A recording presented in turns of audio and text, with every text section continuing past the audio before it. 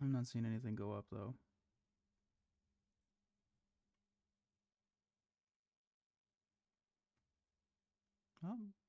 Wait. There we are.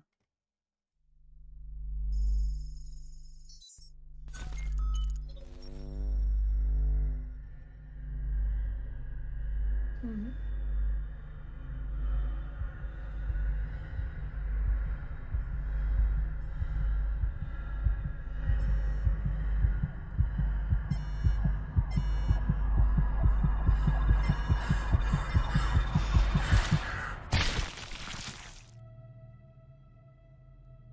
Okay.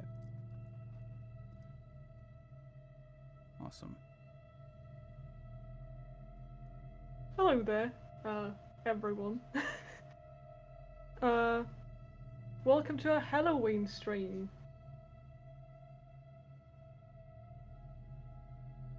I'm here with our concept artist, OmegaBlack, who has decided to draw something very disturbing today that I'm going to be witnessing and reacting to you just as you all are. Just for context, I'm the art director and Omega is our main concept artist on Negative Atmosphere. Hello.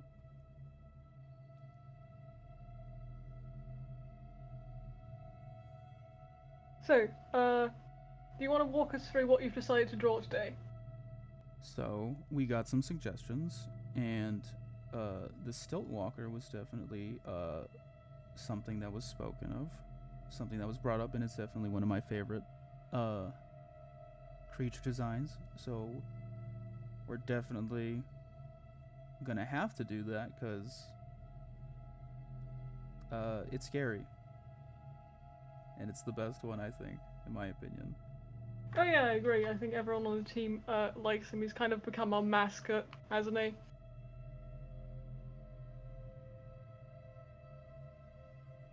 Also by far one of the most dangerous enemies in the game. Also high Nexus. We do actually have some people in chat already, which is nice.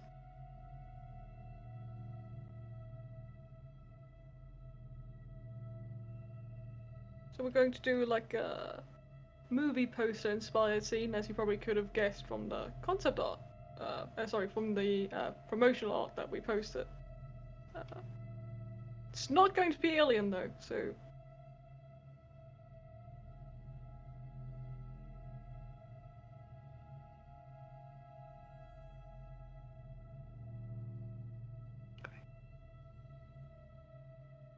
let's see.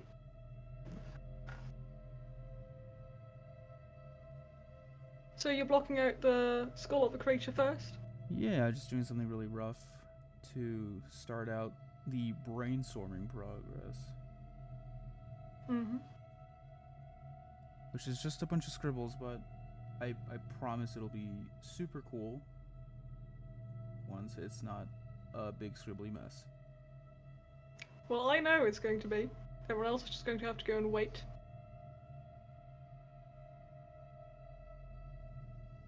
What movie are we basing this off of?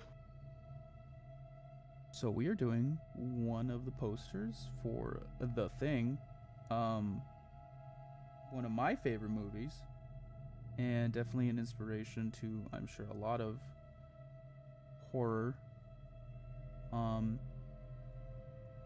especially a lot of space horror, and Among Us. Oh yeah, definitely. Speaking of, I think it'd be really cool to see a sort of a cool game that's kind of like Among Us, but it's just The Thing. I mentioned this earlier, but we thought we should save it for the stream because I think that idea is pretty cool. It's very slept on. It is a pretty cool idea, and it's free, so if any of you want to make one. And the thing with its ever-changing shapes is kind of just a really cool creature to work with. And the idea of lying and gaslighting to your friends is really fun too. So long as it's fictional.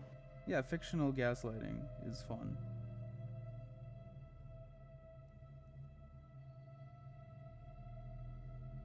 But yeah, so the poster we're basing this off of is actually not the famous one that was created by Drew Struzan.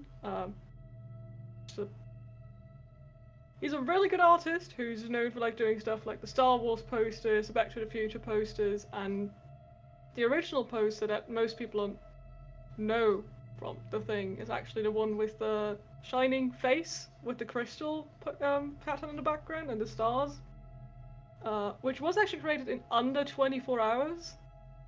And the artist had no idea what the movie was about. They just got the title and just made that, which to me is always really impressive. Because they could have gone so wrong, but they got it somehow very right without ever knowing what the movie was about. Well, I'm gonna make something in hopefully under 3 hours, and I know what the game's about, kind of. I'm not gonna talk about it. 'Cause it's a Indeed, you'll have secret. to just find out when you play it. Exactly.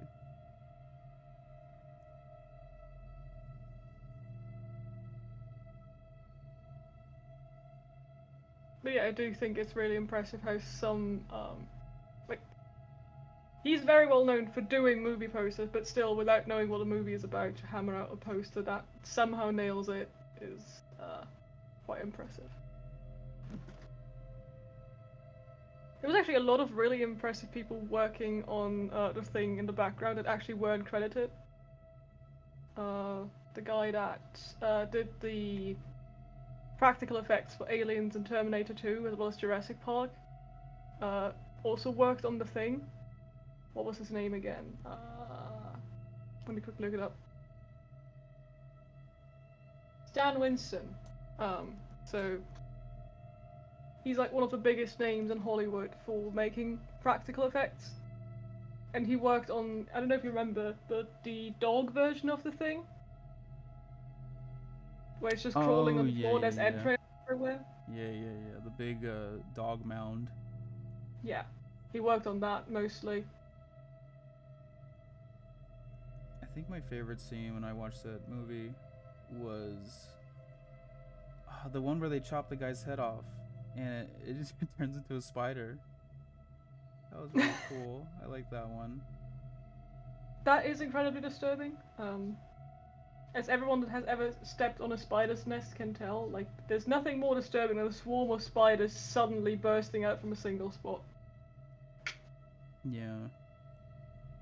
That's why whenever I see a spider with a bunch of eggs, I either leave it alone, let it do its business, or I grab the whole thing with Tupperware and I take it outside as gently as I can. I feel like that's flamethrower territory for me. I can't. I feel too bad. They may not pay rent and bills and just take up my housing as free real estate, but not on my watch. The worst thing that's ever happened to me in that regard is I wanted to be really nice to a spider and actually not kill it and put it outside. It was late at night, didn't want to go outside, so I just trapped it in a glass and then forgot about it. So it slowly suffocated. I felt really bad about that. Oh. Oh boy. I think something similar to me happened when I was younger. I think I trapped a spider in a water bottle and then I dropped the water bottle down the stairs. I felt bad. I don't think it died, but I just kind of shook it out of the bottle into some grass. Yeah. So I tried. That's all So, that matters. I see a lot of people posting Russian messages in chat. Unfortunately, neither Omega nor I speak Russian, so we can't really get to those. Or at least Cyrillic messages. I can't really tell if it is actually Russian. Let's just put it like that and be cautious about it. Also, yes.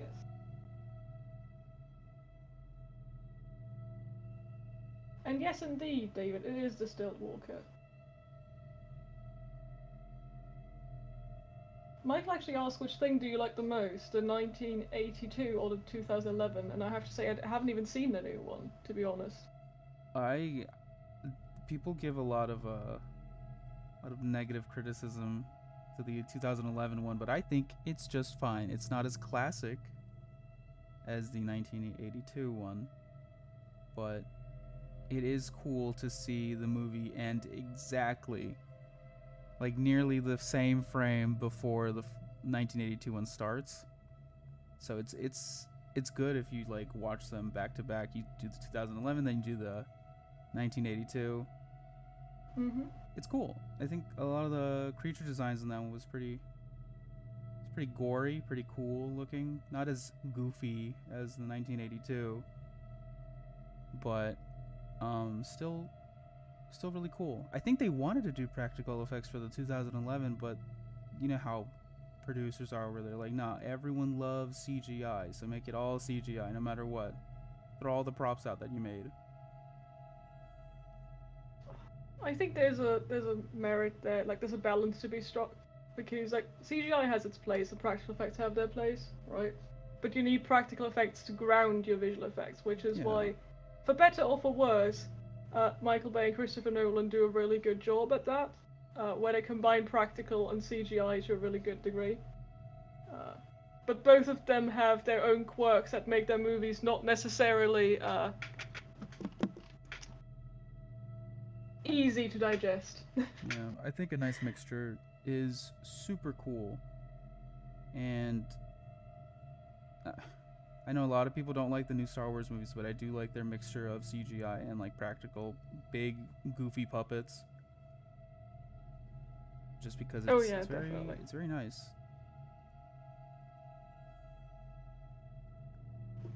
There's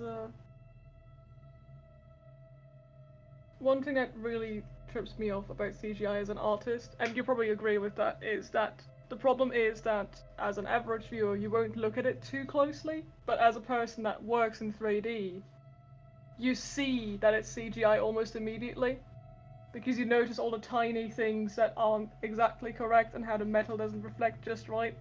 And as a viewer, you sometimes, as like a casual viewer, you will just accept that unless it's too glaring, in which you can tell that something is off but you don't know what. But as an artist, you're just like, I can see that exactly this piece of metal isn't reflecting the light like it should, and it's throwing me off. You know, with practical effects that doesn't happen to me as much, because I'm not involved in it actively. For me, it was just, I guess, superhero movies. Because I don't think they would fling Robert Downey Jr. across a room. But I don't know. Maybe attach a little bit of a, what is that wire?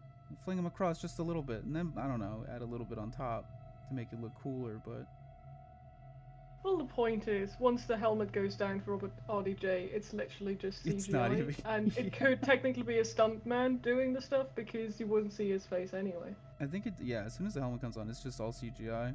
Wow, this thing is turning out pretty quickly, actually. It is. I'm already getting a good idea of where we're going here. Yeah, I just kind of went on autopilot. Don't forget the teeth in the hood. Yeah. I just got fixated on the face. It is a really nice sculpt. I think this will be the first time that I get to sort of really render the Stiltwalker's face. You mean when he's not an anime girl? Yeah. For everyone that hasn't seen that yet, there was an internal meme where one of our followers made a meme of the Stiltwalker wearing a pink wig and gave him like anime blush on the cheeks. And Omega took that and ran with it and made a really cool design that is haunting us to this day. It haunts me. I can never run away from that.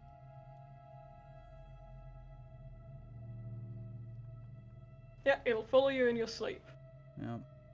Cut to 10 years into the future in my industry job, and they hire me only because I did Stillwalker-chan. And as my portfolio. Isn't that always the case? Yeah. It's just like Garfield. I did a scary Garfield one time. Mm-hmm. and then people won't let me live it down, and uh, a lot of people steal it and sell it online as a shirt or prints. To be honest, I think there's something to be said about being the starter of such a large online trend. I Even if it wouldn't say I doesn't was a get you starter, anything, but at least you oh get your boy, 5 minutes of internet fame, right? yeah, it gave me something because I wasn't the starter, but I was reading through the Reddit, the I'm sorry John Reddit, and a lot of people credited the correct person, which is Will Burke. Mm-hmm. He did something interesting with that idea, the whole scary Garfield, and I guess I revived that whole thing by doing like really scary eldritch looking Garfield. Fair. And in their words, Will Burke provided the ingredients and I baked the cake. The weird thing is that whenever people talk to me about the Garfield stuff, I kind of have to resist to mention your name because people tend to not realize like who that art is from. They just see it as a meme thing. Yeah. What is our reaction to a new Dead Space remake in Callisto Protocol? I think we're excited. I want to play it. Yeah. I mean, we started this because we liked survival horror, so. Well, I want to play the Dead Space remake, I'll be quite honest, more than I do the Callisto Protocol. I'll wait until it goes on sale. It's not capturing me just yet. I'll play it release for professional reasons, and then probably this a second time to actually like experience it, right? Yeah. I'm a Dead Space fan, so I definitely have to play the remake. I do definitely have to play the remake because, as you know, I've never played the original game. Because when I was way too young when that came out, and my parents wouldn't let me have it. And going back to games that old without nostalgia is kind of hard. I don't think I played it when it first came out. What year did it come out? Like 2006 or something, or 8? I don't remember. I think it was late 2000s. Maybe. I think my brain says 2007, but I could be wrong. Yeah, it could be like 2011 or something. Someone in chat's probably going to correct us. It was 2008. Yeah. I was in middle school. I think I remember was 10. I remember seeing like the trailer and then thinking, wow, that game's really scary. I'm never gonna play it because I'm petrified of being scared. It didn't scare me when I played it. I was like, oh, I missed out on playing this. I think the first Dead Space I played was 2, and then I was like, hold on, this isn't that scary. Let me play the first one. I played the first one, then I played the second one. And I played the third one, and I really like the third one. A lot of people don't like it, but I like it because it reminds me of The Thing, and I like The Thing a lot. I mean, the third one is a good action game, it just kind of loses what made it horror. Yeah. Just for context, I've watched other people play it because it ages really well visually, but not the gameplay. Because I can't cope with the clunky controls going back to it. Like, my childhood self must have been so patient with a lot of video games when I go back to them, like the old Metal Gear titles, for example. There's like the classic crab grip, where you have to use the D-pad, the A and B buttons, and the triggers at the same time, so you just end up with this weird position where your hands are just completely contorted. Which thankfully isn't the case anymore today. I don't know. I played Silent Hill 1 when it first came out as a little baby, and I didn't think the controls were too hard. I just kept getting mad that I died because I'm bad at video games when I'm a baby. Fair. I don't think it's that it's hard, I think it's that it feels unresponsive, right? It's not as satisfying because you're used to like the smoother controls that we have now. Yeah, definitely going back. I've been replaying Silent Hill 2 and 3 because of recent announcements that make me really happy, but also really scared. Going back to those games, man, those controls are rough. Really rough. Oh, yeah. I think I had a similar experience when I went back to Crisis Core Final Fantasy VII. which was a PSP tie-in to Final Fantasy VII, which is also now getting a remake, which is why I'm actually excited, because that game definitely needs it. It was really good, and it was a really good tie-in to Final Fantasy VII. It was a bit more mature than than the main game, in terms of themes. The characters were very well written. But there's a specific level that made me quit. And I sat through it as a child because I had no other games to play, but I wouldn't do that today because I do have other games to play, right? Where you have to, it's a stealth mission. And the game doesn't have any stealth systems because that one stealth level is obligatory, right? And you have to, the camera is kind of fixed and you can't see the guards patrolling, so you just have to remember the pattern and trial and error your way through it. And every time you stop behind cover, you have to start doing squats to stay warm because it's in a cold area. So they're combining two mini games into a stealth sequence, and it's really infuriating. Let's put it that way. Boy.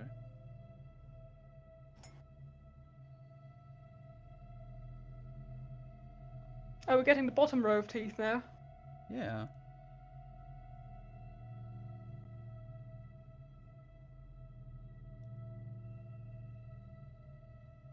Nice. He does kind of look like he's a character in a Friday the 13th movie at the moment with that hoodie. Yeah, this is just a creepypasta right now.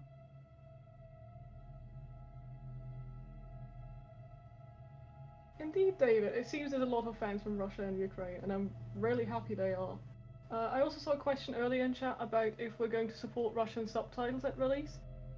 We can't make any promises at the moment, but we're aiming to support as many languages as we can, and we know that there's a lot of people that would like to play the game in Russian, so it's high up on the priority list.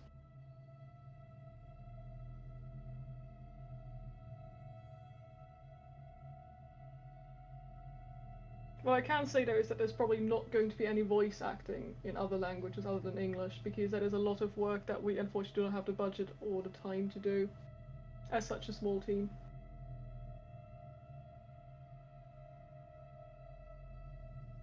And if we by some miracle do end up getting the funding and the time to do it, then positive surprises.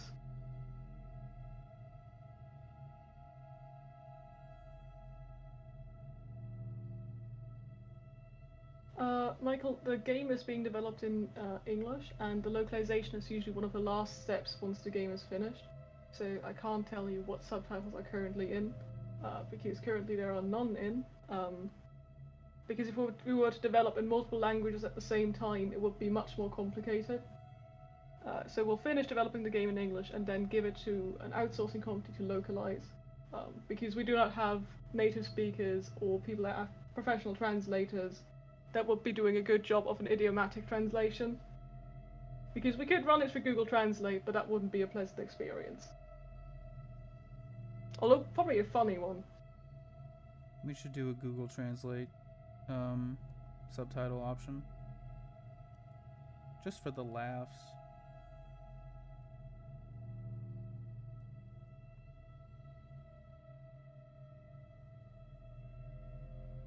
Yeah, kinda. Just incorrect Edwards quotes.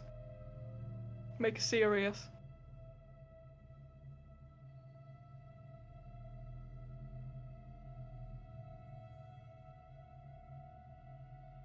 Yeah, if we're getting back to the thing, just circling back around, there's so many things that are really cool about the movie in general.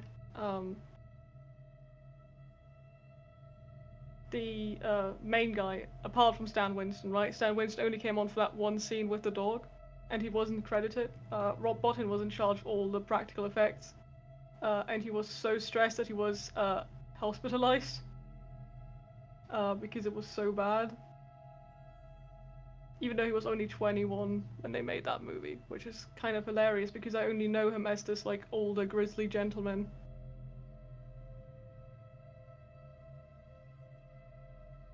Am I working on a Wacom Cintiq 16? No, I'm working on a Huion Pro 16, I think. I like Huion. They're pretty good.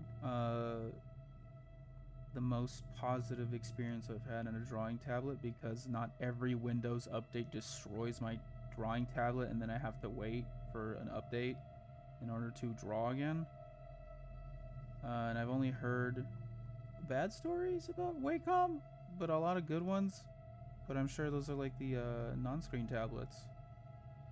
I also think that it's a bit like with Apple, right? You pay a premium for the brand. So, for example, I think everyone on the team, or most people on the team that have a screen tablet, have one from XP Pen or Huion, which are the competitors to Wacom. Yeah, I had an XP because pen. it's like an entire digit less in price for the same product. Yeah, 100%. My Huion was, oh boy, actually my XP pen, my Artist 16 or something like that. Yeah, I have remember. the Artist Pro 23, I think. I had the if I remember 16, correctly. and it was 400, 300, I think. And it was like not even the newest one. And Huion, I paid 250 for this one. Yeah, I also paid around 250 for mine, but I bought it on sale, so. Yeah.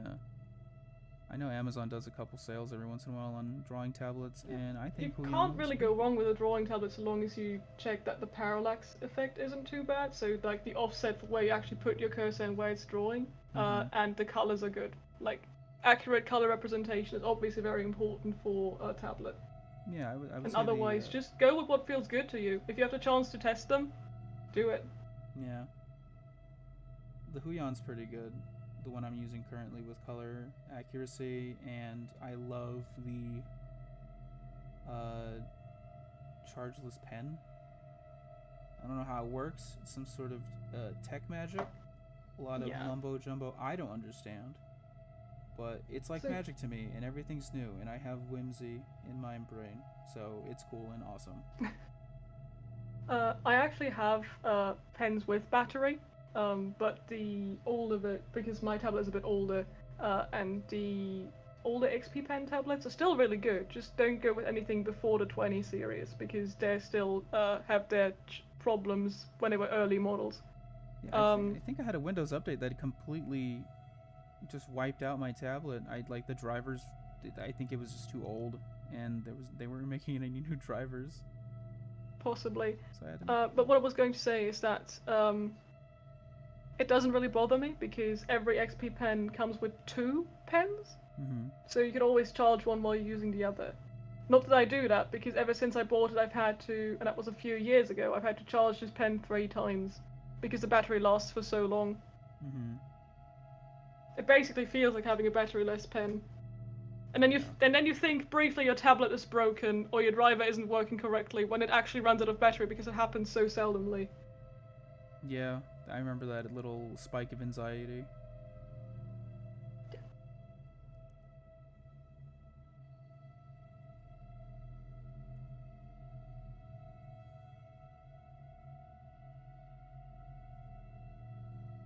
I do really have to say, like, though, I still have my first drawing tablet, which was like a Trust. It wasn't even a Wacom back then, even though you can get a really cheap, like an Intuos or something, which is a really good starting point.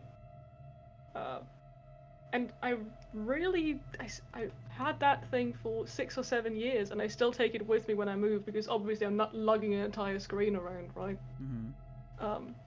And they're really good. So you don't necessarily need a screen tablet. It's more like a luxury thing. Like once you do it every day, you kind of want that. But once you get used to basically the same phenomenon as moving a mouse across a screen, moving a pen across a screen that you can't see, same principle. Really doesn't matter too much. I'm going to assume you also didn't start with a screen tablet, right? I started out with a little screenless tablet. I think it was like 4x4. It was a Wacom, little 4x4. I thought it was the coolest thing on the planet, and it was the first time I was ever doing digital art. And then I opened my eyes for the first time when I had a screen tablet. Yeah, I would like to say that the quality of my art doesn't significantly improve between a screen tablet and a non-screen tablet, but the speed improves. So like you get a lot faster when you move a screen tablet. Yeah.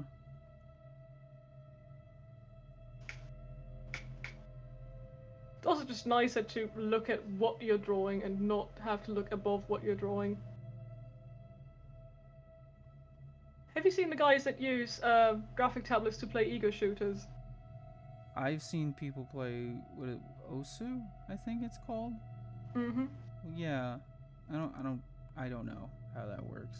Well, I'm talking more about like Call of Duty and stuff like that. I kind of want to try that at some point because the precision you have with a mouse pad, with a tablet versus a mouse, that must be like a similar jump than controller and mouse, right? I might have to try that. Actually, that sounds really fun. Indeed. I'm just afraid the sensitivity is gonna be insane because I would remember I tried it one time with a game and the sensitivity was it just crazy. And I couldn't do anything, so I was like, okay, this was like a fun idea, but it's not working out. Yeah, I imagine that might be an issue to dial it in initially. Is it possible to order a poster with such a picture? It's not planned at the moment, but we can check. Can't promise anything. There is posters on the store at the moment, but not this design because obviously it's still being created. Also, when you're doing fan art of someone else's work, there's always intellectual property rights to worry about. So, since this is basically a reimagining of another poster, we'd have to double check a few things.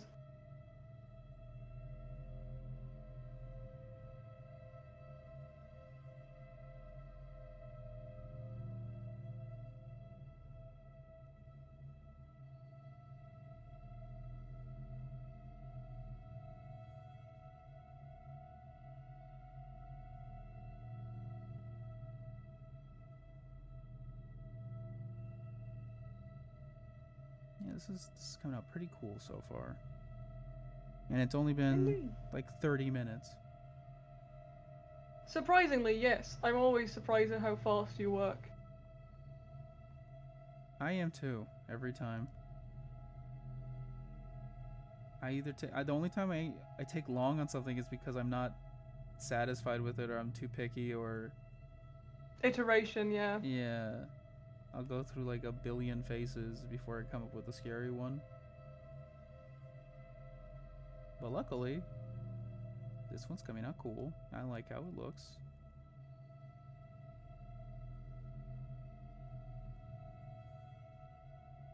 Indeed, I do as well.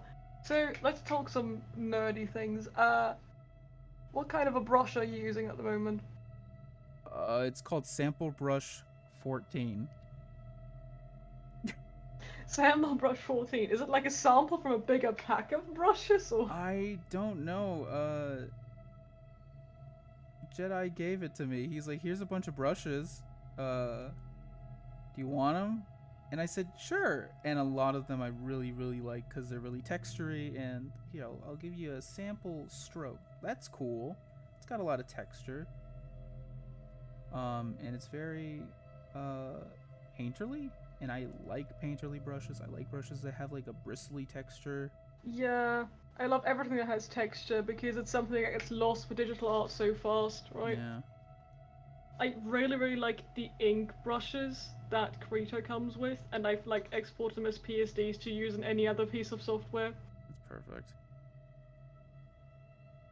I'm using There's Clip also some Studio, really so nice I can just brushes import I got from a guy. They're called Blizzard brushes because they're imitating the kind of stylized look that they have at Blizzard. Oh yeah. I think people at Blizzard, they just use really simple brushes. Yeah. Which is crazy to me because here's a square brush that was like my bread and butter. I've used it a lot and it gets really good, smooth, painted stuff going on. But I think using it as a rough brush to sort of conceptualize things, it kind of slows it down. And since this brush that I'm using has got a lot of texture in it, it kind of does half of the work of rendering right from the get-go. Indeed it does. So it just makes it so much easier, and it gets the concept out there, and it makes things look a lot more interesting with not as much effort, in a good way, not in the lazy Well, yeah, way. the, the stuff that you're looking at for concept art is always a bit different than for illustration, right? Because you want fast iterations, you want to get the rough shapes in really fast so you can get critique and move forward with design. Mm-hmm. It's not just work in isolation. There was this one artist, forgive me again because I'm really bad with names so I don't remember his, but he was trying to prove a point that you could paint with anything as a brush and it would still be good. And he did a bunch of landscapes only using Guts from Berserk as like an alpha cutout as his brush's alpha and only used the standard hard brush. Yeah. And they look amazing. So like brushes are more for convenience than anything.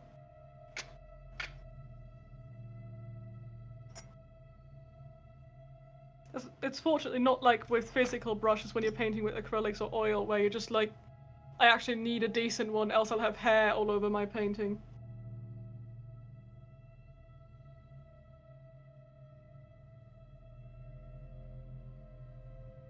Oh yeah, it definitely has a hoodie of red of its own skin all over its head. Maybe we should show them a picture of the actual stilt walker. Do you have one up? No, I'm just I'm going based off what I remember. Let's see. Let's see what I can pull up. Nothing that breaks the NDA, hopefully.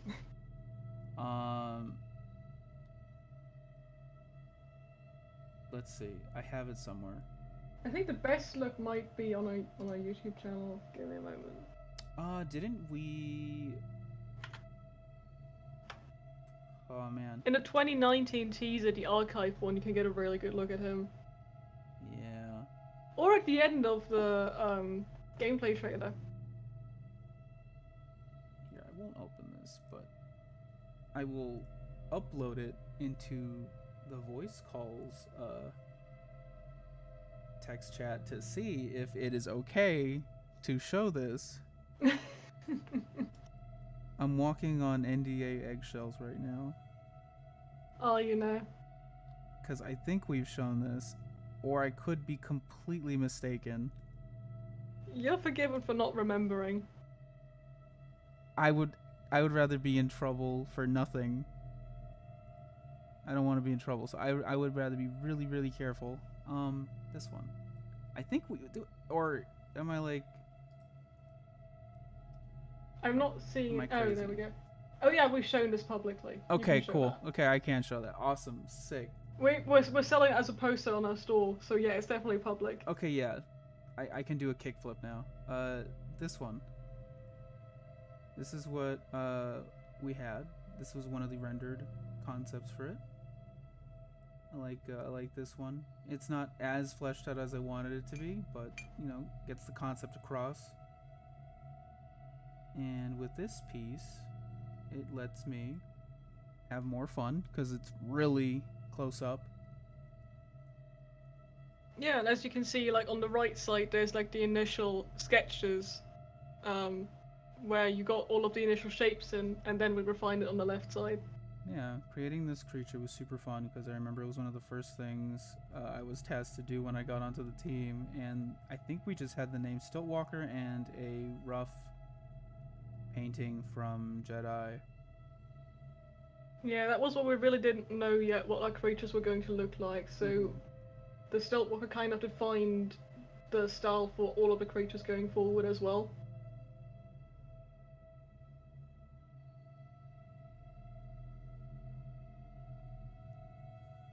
The design process is a lot different now because we now actually have a general style for creatures, we have gameplay needs for them, and when you actually work on a concept for that, you usually get all of that.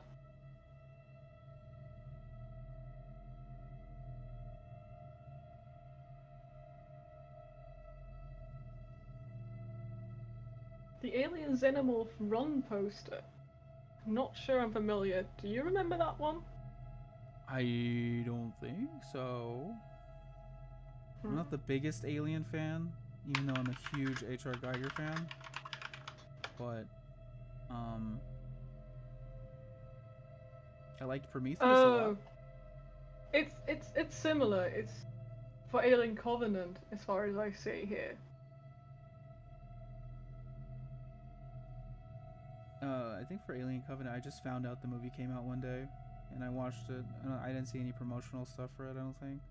Same thing here. I was like, this is on Netflix now. Guess I'll watch it. Yeah, I mean that's how I see most movies, honestly. Do I get It nightmares? wasn't too bad. It just Yeah, wasn't it was. exceptionally good either. It was all right. I like the lore building. It's a lot. It seems a little rushed, but it's interesting. It had a really good cinematography going on though. Like, the shots were stunning. Oh, It was they just always mediocre in most other things. are. Yeah. Someone's asking if I get nightmares after drawings like this. No. I do this for a So the living. game has been in development since 2019, but in 2019 it was a hobby project. So that was something we were doing in our free time. We've only been working on this seriously since I would say 2020, Mm-hmm. probably.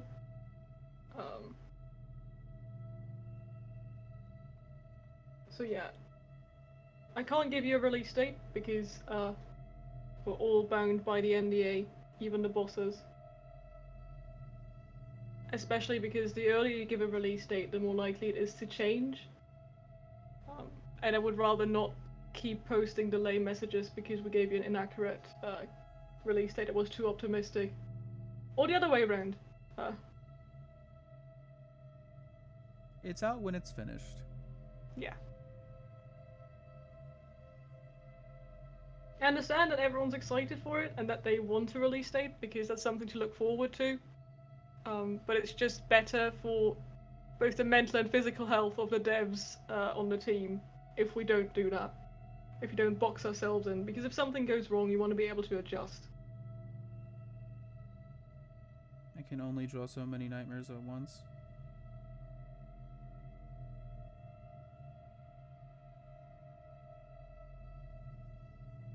Indeed. So we do actually give regular updates to our patrons, which are really gracefully funding this game. And we try to give as many public ones as we can. Like, this livestream is a bit of an exception because it's quite time intensive for us. And we would much rather spend that time working on the game. But Halloween is Halloween. Gotta do something for it. Yeah. It's been a while since I've been able to work with the Stiltwalker as well. Yeah. We would love to get it on consoles. Getting a game on consoles is a bit difficult for indie devs. So you kind of have to be approached by the parties that actually manage those platforms. And you need additional budget to make it run on the hardware. Which means that we're probably going to initially release only on PC, unless we get approached by anyone willing to help out with that before then. I can probably speak for the entire team that we're hoping it will eventually come to consoles, but we can't promise anything as always. It's always a bit sad because you want to promise all of these things as a dev. Yes, it's going to come to all the platforms. Yes, it's going to do all of these wonderful things that we want to do, but if I promise them, everyone's going to be disappointed when it doesn't happen. So I'd much rather surprise you with a surprise console port than have to tell you, it's not happening.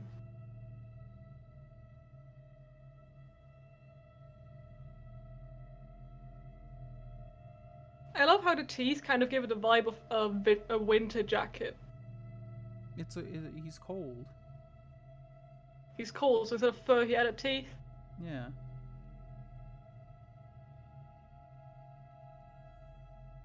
We actually don't it's have cold a big outside. team. Put on your skin hoodie. So yeah, we actually don't have a big team. I think we're around 10 to 12 people, depending on if you count freelancers we work with.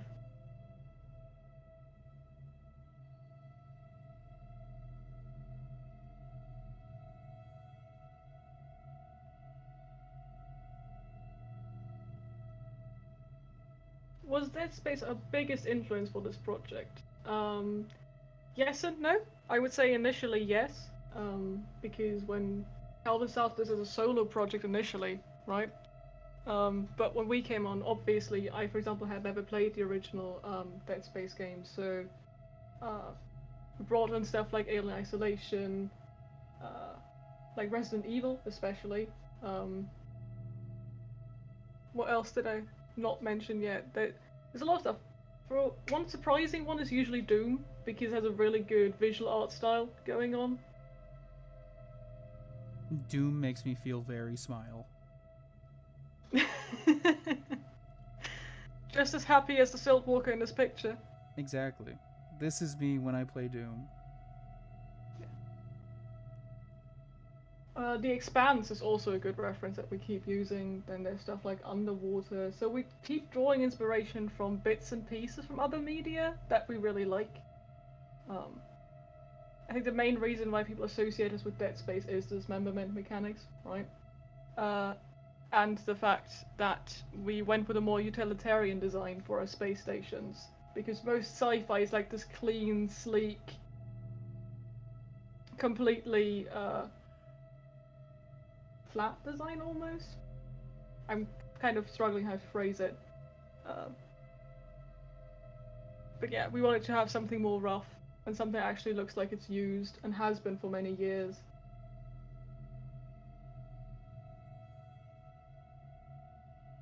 Oh yeah, I agree. If you didn't play as a Doomslayer, that game would be scary. Like, I just imagine working on Mars and then just going, oh no. Yeah, That would just be no. hearing alarms and then dying simulator. There's not a single person in that game. I think the one time I saw a human being, I ripped the fucking key card off of him. Yeah. And that was it.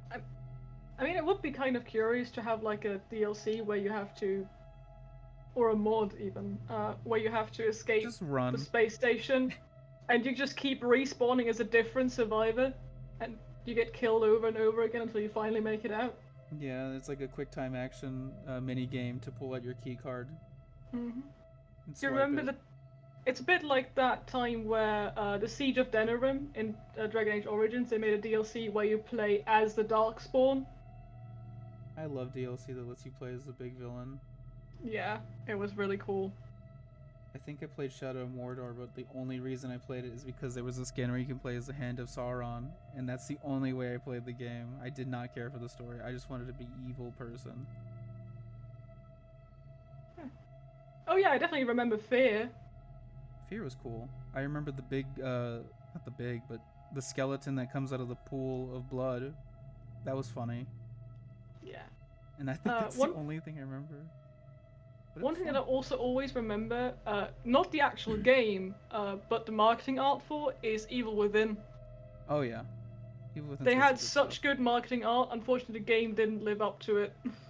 I liked the first one up until a certain point, and then I like it again, and then 2, I'm not a fan of 2. A lot of people are, but I don't know.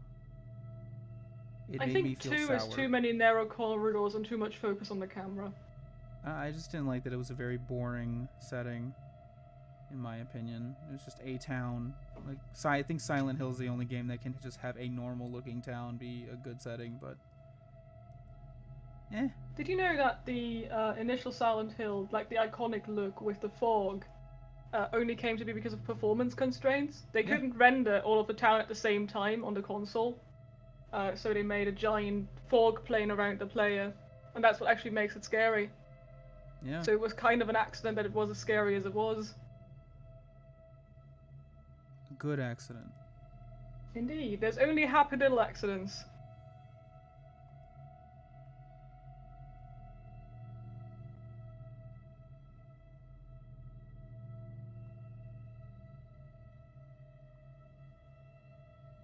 I mean, if you're looking at sorry, I'm reacting to the content about being disappointed in Fear 4 being cancelled because Fear 3 didn't sell enough. If we're looking at Alien Isolation, for example, that's also a phenomenal stealth horror game, right? But it also didn't break even until like 6 months in.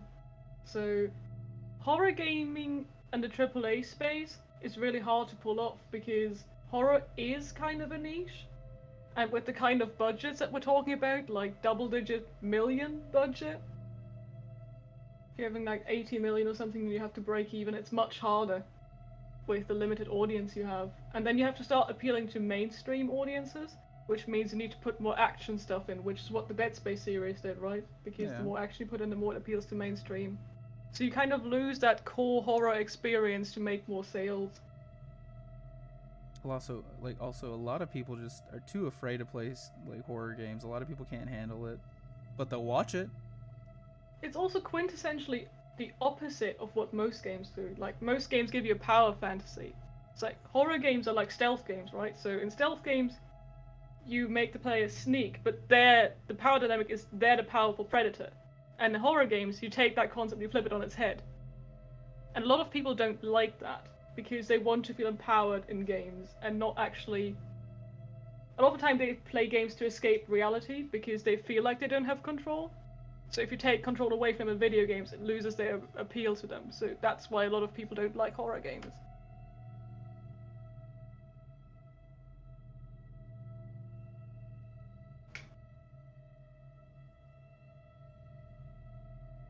What is creating the monsters?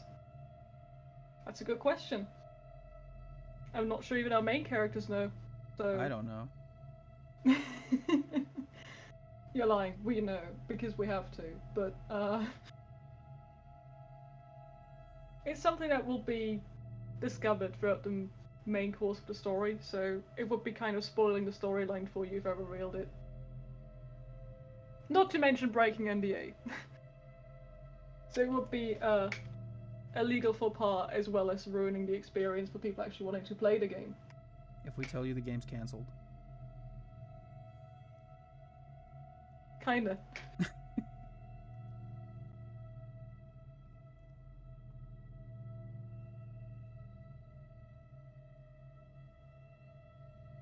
Ah yes, indeed, the tram system was more of a patch on a system that they needed to make performant on consoles as well. I believe so the remake is... Comment is mentioning that they had to add the tram system in Dead Space 1 Yeah. because they did have to have loading screens because otherwise it wouldn't have run. Isn't the remake basically going with that idea of like the no loading screens, just big ship, but also tram just in case? Kind of. I think the tram system in that case is more like a fast travel system from what Yeah. I've seen in gameplay. But I could be completely wrong because none of us have played it yet, right?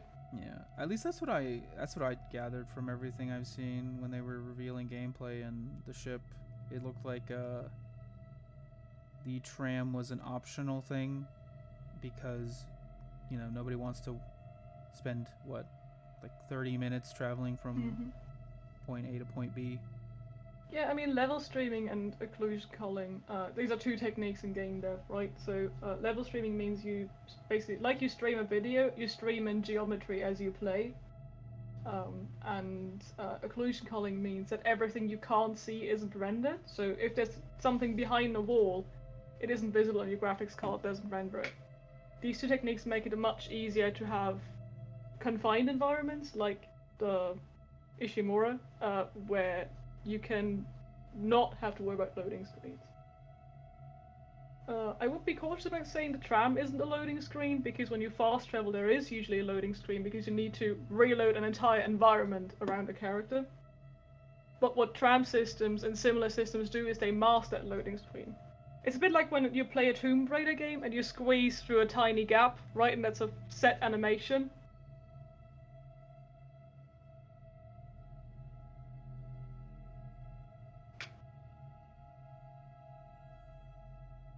I never knew that Tomb Raider itself had like some horror stuff go on. I thought it was just a platform shooter. But then I saw this really cool I wouldn't level. say. I think it was more like the older titles are more like puzzle games, I would say, with some shooting elements. I remember seeing this like boss fight in this flesh world, and there was like this evil flesh boss. It looked really cool. And that's when I was like, oh. That's the newer ones, yeah. Wait, there's that in the newer ones also? It was like a PlayStation 1. There was, like, you're talking about... Oh, yeah. Yeah, now I know what you're talking about. Yeah. That's a different one. I never knew anything about that. The game's never interested me, but now, ever since I saw that, I was like, okay. Maybe I gotta play them now.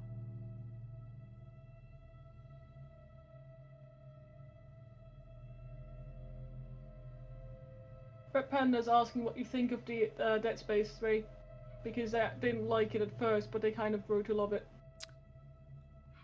I liked the fact that it was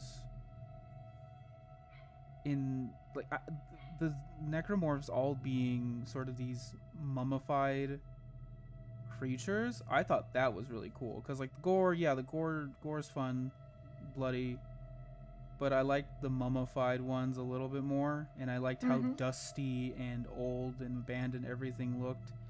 And then when you finally get to the planet, it only reminded me of the Thing, and again with the mummified corpses, but this time they have a little bit of frost on them. I thought that was cool. I like the aesthetic of snow horror, because then it just reminds me of the Thing, and a little bit of 30 Days of Night, the movie. I don't know, something about being trapped in snow but also scary thing happens is really cool and appealing to me. But I like the game. It was cool. I don't remember much of the story. I just remember there being a love triangle, and then co-op was okay, except for when your co-op partner does an entire side mission because they're crazy or something. I think it was a novel idea. It's just occasionally failed in its execution, right? Because I don't think any other game did that before in that way. Yeah, and the Awakening DLC was cool. It definitely set something up, but it's a shame that it wasn't part of the story in the game. It ended very abruptly, I remember that too, without the DLC. And you kind of need the DLC to wrap it up, but I just that's kind of a trend with EA games. Like all of the Dragon Age titles did it, where the true ending is hidden in the DLC. Yeah. Which is something that always annoys me to no end. Yeah. Because DLC should be additional content that's fleshing out the story and not the actual ending to the game. Getting a bit into cute territory there.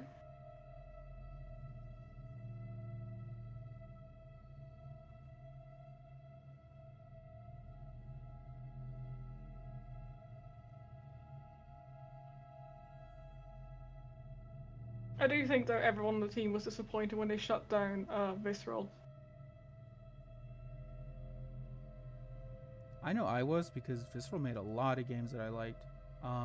Dante's Inferno is one of my favorite games. I love that game, even though it was just a copy of God of War. I think it's better than God of War, because at least it was visually one of the coolest things I've ever seen in my life. Also had one of my favorite artists and inspirations be the concept artist, and it's Wayne Barlow.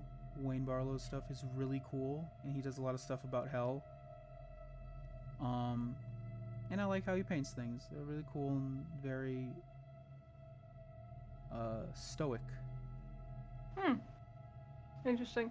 I can't say I know him, but that's really interesting. I'm definitely going to look him up after the stream. After the scream!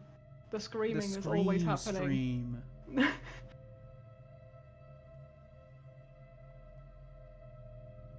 I mean, technically, the Stealth Walker's screaming into the void right now.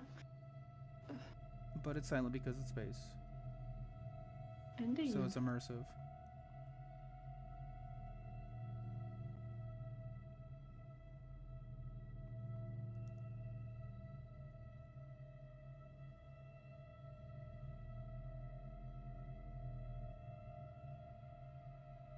I think with Visceral, I think the last title they were working on was the Star Wars game, right? Because I remember being really excited for the Star Wars co-op game they were doing.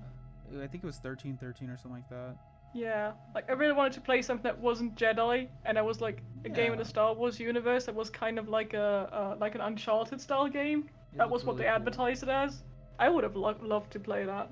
Yeah, it looked really cool.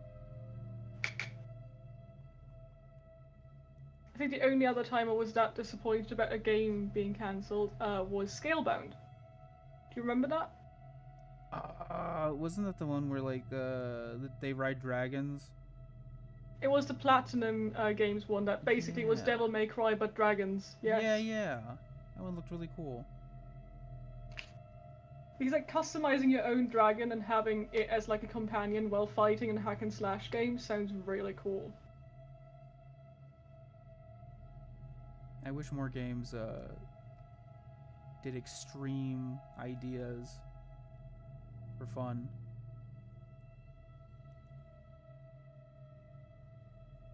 I'm sorry, I did not catch your last sentence. Everyone likes to play it safe with making games nowadays, and I wish people would just do really crazy things, like take really cool concepts, like hack and slash with dragon. The thing with Scalebound was it was almost done. Yeah. When they cancelled it, that was the crazy thing about it. Yep. But yeah, the reason why that's no longer the case though is it's really hard to justify to an investor why you need 120 million that they might never see again because you're doing something very risky with them. I'm gonna learn how to use Blender and learn how to use Unreal. I'm gonna make games. They're gonna be really but bad. that's why so many small indie games are really weird and really whimsical or really experimental, right? Because it's easier to pitch that to someone. It's like we only need 100,000, and you might not see that again, but you might exponentially like make your investment back. That's a very much easier pitch than I'm going to need 120 million to make a game that might never break even. Yeah. It's also the reason why they've slapped franchise names on everything. Because if it has the name recognition, they hope it sells better. I was always sad about the Prey thing, where they were forced to name it Prey, even though it's not really a successor. Yeah, it definitely did not feel like the old Prey game at all. I kind of wish it was called something different, just because I don't know. Yeah, there is instances where naming it after a franchise hurts it, which I feel is kind of the case with the newer Assassin's Creed titles, which are more open-world historical RPGs, right? They don't really have a lot to do with Assassin's Creed, but they're named Assassin's Creed for the name recognition. Mm-hmm.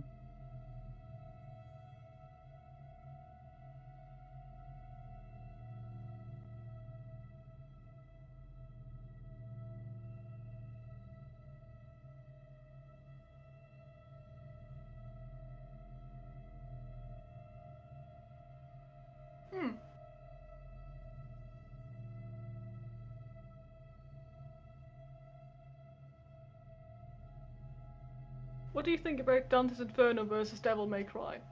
Because they're both kind of based on the same stuff. We're ignoring the one Devil May Cry where they went with an obnoxious brat instead of Dante. That was my first Devil May Cry, and I was like, this is pretty cool. I'm very underwhelmed, and then I played 5, and then I realized what I was missing out on. So then I started going back, but man. It was the same for me because I only played the demo for that one, and it was basically just profanities and a bratty kid, and I was like, why do people actually like this? Yeah, I did not like that character. He was very obnoxious, and I just wanted him to stay quiet and shut up and let me play the game. Yeah. That's why I think I prefer silent protagonists. People who talk I don't think I prefer silent protagonists, but if your only character trait is that you curse a lot, then you're not a character. Yeah. I like Dante's Inferno more because it's more up my alley when it comes to depictions of hell and demons and all this stuff. Mm-hmm.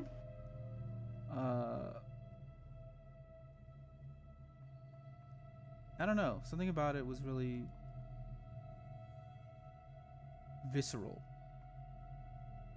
Funny enough. I think DMC also just goes more of like the modern hell on earth kind of thing, right? Everything looked flashy, but the Dante's Inferno, everything looked gross, and every level was thematically, together and made sense, and it reflected the world you were in, and the enemy designs were really cool, and there's a lot of stuff that are really cool ideas. Mm-hmm. I don't know, I just like that one a lot more. It was a bit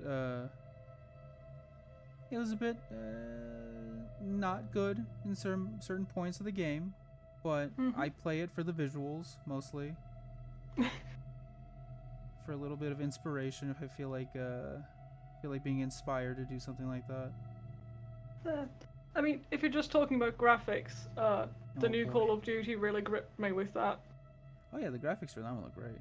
Every Call of They're Duty that really, comes out really never good, and looks. then occasionally it kind of grips me, like it throws me out of the experience because the facial animations of the characters are exceptionally well done, and then occasionally there's one animation which is really, really off and makes them look really unnatural, Yeah. which is much harder to cope with than if it was just consistently mediocre. Yeah, I like But yeah, the the game looks cutscenes. fantastic. Yeah. The cutscenes look amazing. I've seen a couple of them, and I promised myself I wouldn't buy another Call of Duty after Infinite, and so far, I've not kept my promise. Except for Vanguard. I left that one alone. I didn't want it. I've not bought a Call of Duty since like the Xbox 360 era, and I'm considering buying Modern Warfare 2. It looks fun. It's like military simulator without being a military simulator, because, like, I don't care for military simulators, but gun go bang, character with skull mask, and I'm sure in the future, really cool skins and fun ideas for guns. Yeah, I mean, the gun balancing seems to be a little weird, where sometimes you need to hit someone in the head twice so they die. But, I never understood that. but apart from that, they just nailed the satisfying shooter thing. The problem for me is I'm never interested in a multiplayer. I only ever played a campaign, which is hard to justify the price of a Call of Duty for that. Yeah, it's mostly all in the multiplayer. I do play multiplayer, but I like doing the story first before I do anything. I wish they would sell the campaign separately. Yeah, because I know a lot of people are just interested in that, because Infinite Warfare is my favorite Call of Duty ever. And it's because it's so not Call of Duty.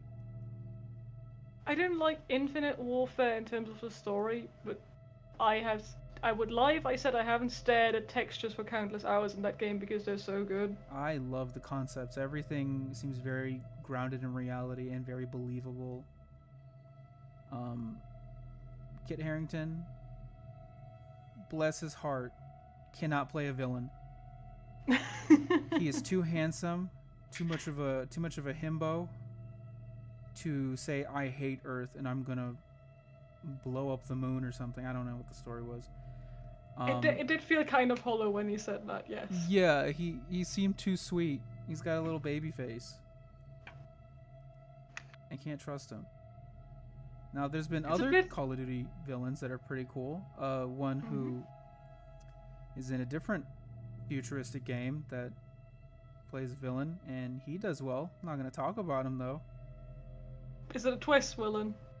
Nope, it's from the get-go. He's like, press F to pay respects guy, and then he's like, I make money by making weapons, and it's very obvious he's the villain.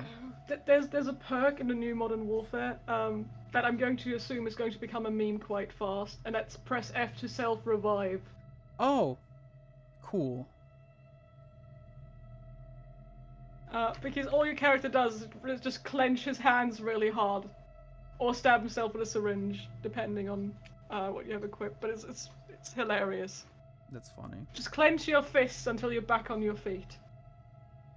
Knowing that, I'm gonna go into the game shooting everyone twice now. Double tap them. Oh yeah, definitely do. The game does definitely pull a fast one on you like that. I remember other Call of Duties where when you die, you just drop a grenade. And now Junkrat does that in Overwatch, so that's fun. It's not. It's not fun. It's the worst thing I've ever seen in my life, and I hate it.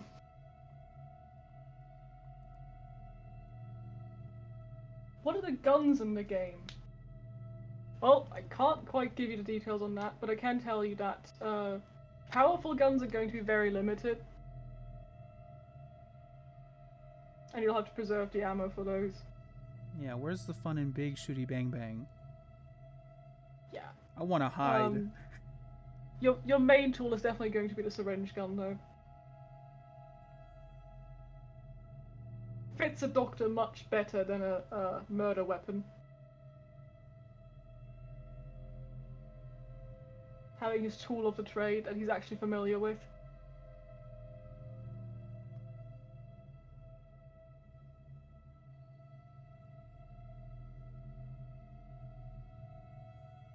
How much enemy variety? A lot. A lot for indie game standards, let's put it that way. But we're putting much more of an emphasis on having a few select enemies that are really threatening rather than throwing an entire crowd of stuff on you. Like, what was that treasure hunting game where there's like a horde of zombies and ruins and stuff like that? Forget. God. Was it the people who made Elite Sniper the ones who made it? Yeah. It was Something Brigade. Thank you. I was thinking of Zombie Brigade. We're not trying to do that. It's not Zombie Brigade, it's some 1960s like television show name. It's like Awesome Brigade or something, like I don't know. It's fine. We both know what that was one. meant, and someone will have a fun journey trying to Google that. Now it's gonna kill me thinking about it because I remember seeing it and being like, oh wow, I want to play that. I never played it. Someone says Strange Brigade. Strange Brigade, that's what it is. What a silly name. It was fun though. Yeah, it looked really cool. I just didn't play it for some reason. I think it's because I was looking for friends to play with, and none of my friends trust me anymore whenever I say, hey, let's get this game, guys. I mean, Sniper Elite was also really fun to play. I just kind of like fell out with it after 4 because I was like, okay, I've like killed Hitler the 4th time now. I made him drink soup and he fell over. I get it. I think Zombie Army is pretty good.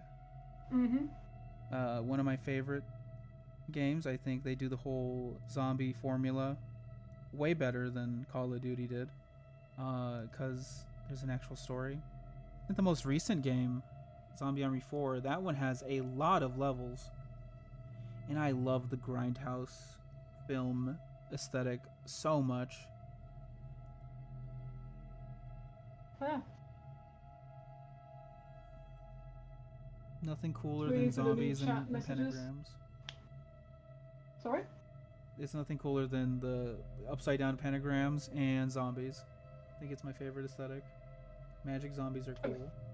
I mean, considering your entire aesthetic is basically hell, yeah, I can understand that. I love hell. I agree. Like, at least it's warm. I hate it when it's warm though. That's my problem. I'm always freezing, so I would appreciate like a warm stove and a fire. A lake of fire. Getting to actually gamble and have fun instead of just sitting around on clouds.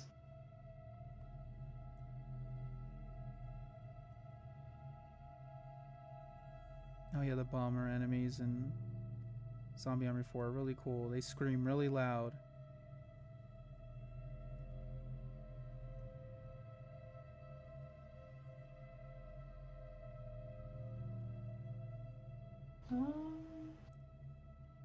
Is it Dead Space music going on in the background or actual negative atmosphere host?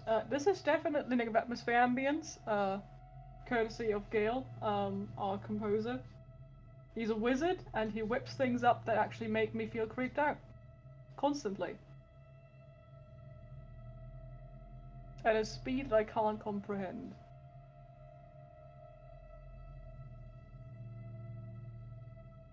He mostly handles all of the audio for the game.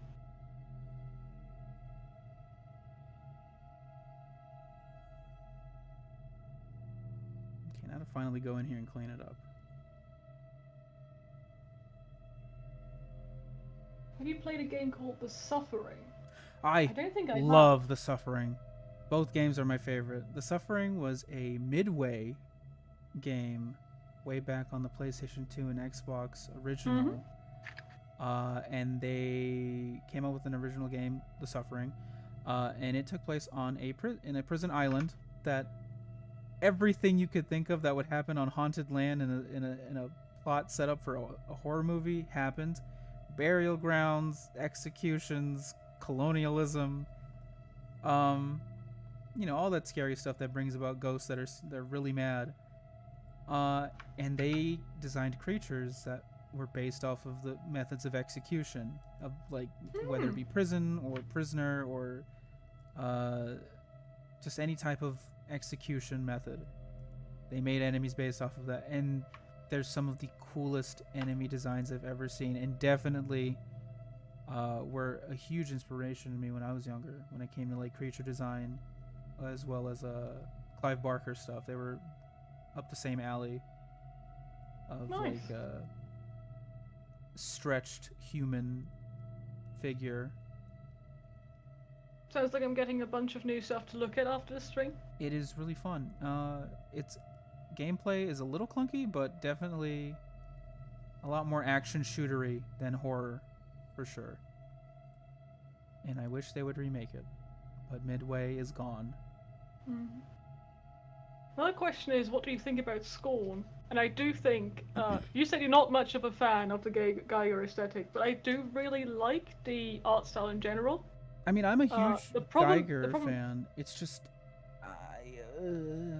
I'm afraid to play the game because I've heard so much of it just being walking around, and it's like, maybe it's one of those games I'll just watch gameplay of, or maybe I'll buy it when it's Yeah. really cheap. I do The really problem- want the art book. The problem I have with it, in terms of gameplay, it doesn't seem to know what it wants to be. If it wants to be a horror game, a puzzle game, just an experience, or a walking simulator. Yeah. So the combat isn't fleshed out enough to make it combat-centric, the stealth isn't fleshed out enough to make actual stealth an option, right? Mm-hmm. And the art style is very, very beautiful, but at some point it just blurs together, and as a game environment, it kind of makes it hard to recognize things. Mm-hmm. Because it's like a fractal-like design, right? Where it repeats and repeats and repeats. So orientation in those environments is really hard. Yeah, unless if it was like done on purpose, but even if you want to do it on purpose, you have to craft it to be on purpose. Yeah. It was, from the beginning, it was a really hard art style to put into a game, so I appreciate them trying it Mm-hmm. and actually succeeding to a certain degree, but it does have its difficulties because it's so cluttered. Yeah.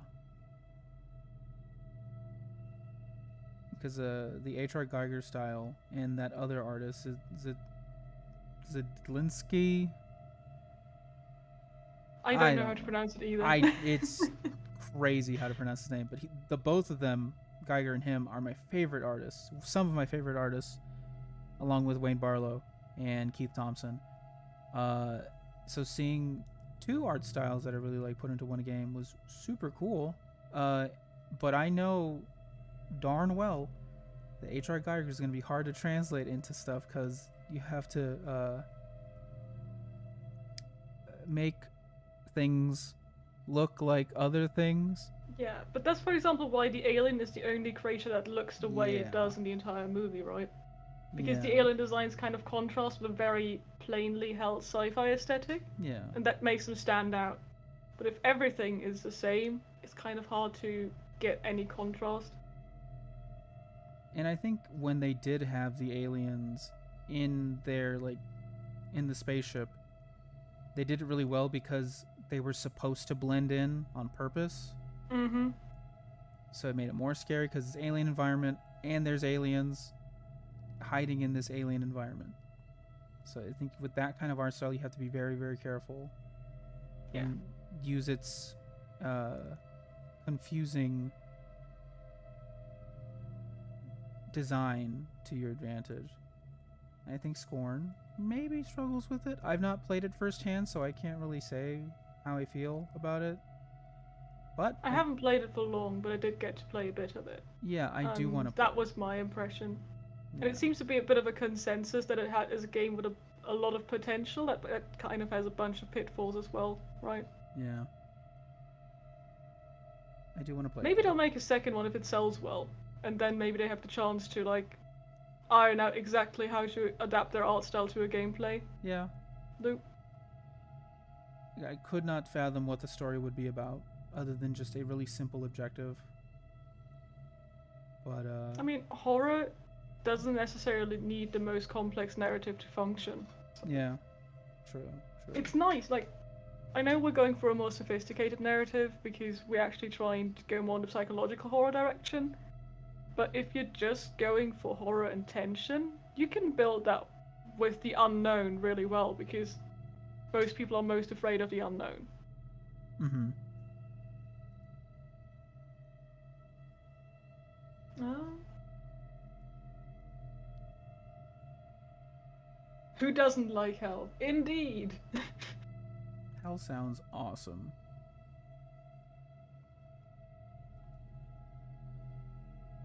Oh yeah, we definitely have enemies that scream. Definitely.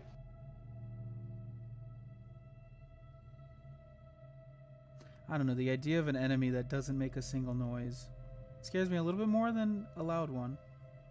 Yeah, but I think the contrast between no noise and suddenly scream is Yeah. also really good. It's good identifying features. Yeah. Because then It's a there's bit like hearing the something before you the see it. That's really cool. it's a bit like the alert sound in Metal Gear, where you have like an instinctive fear reaction whenever you hear it, even outside of the game, because like fuck, I was detected. Mm-hmm. I just realized I cursed.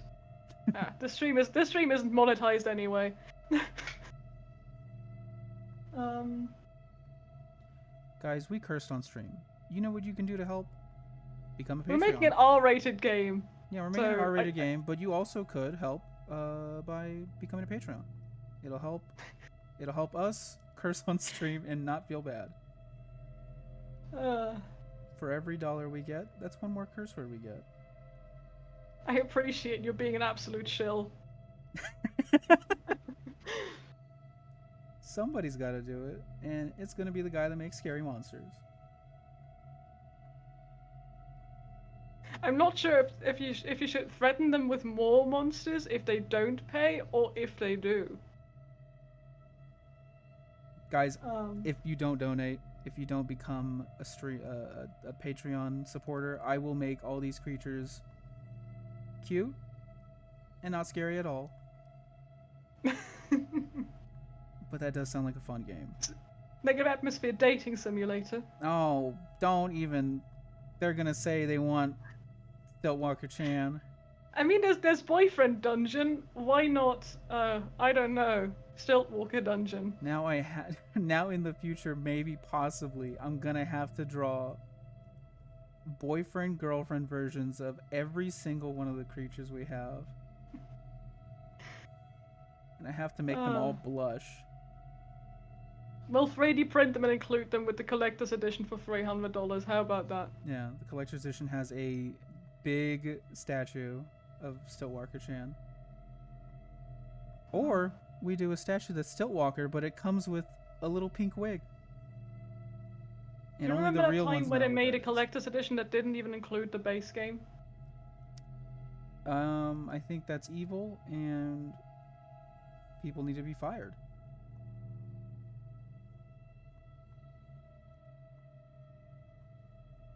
It's like when I bought a tin cover for a game and it was really cool, and I was like, man, this is really cheap for the game, and I don't know why I thought the game would be in this tin case, and it was just the case. Also, thank you, Funky Ghost, for posting the name in chat so people, despite our butchering, will know what it's spelled like. Yeah,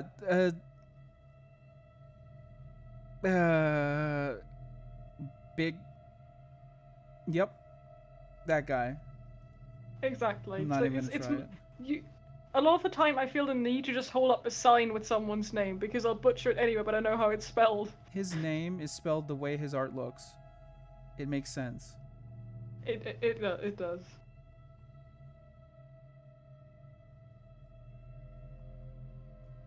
We'll be able to use a blue and white suit still. I'm not quite sure which one you're referring to because the new suit is kind of greenish, but also slightly in the direction of blue. So, if you can clarify that, maybe I can answer that question. You know what, Dead by Daylight did do a dating simulator.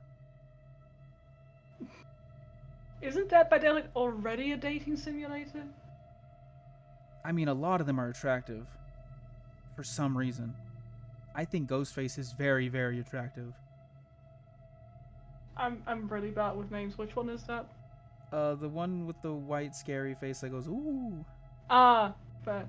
I was more talking about the characters and that are just trying to get to survive, but fair.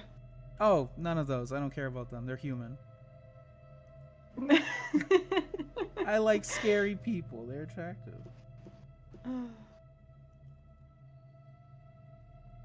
So you're definitely one of the people that saw like the giant lady in Resident Evil and was like definitely making sexy fan out of her.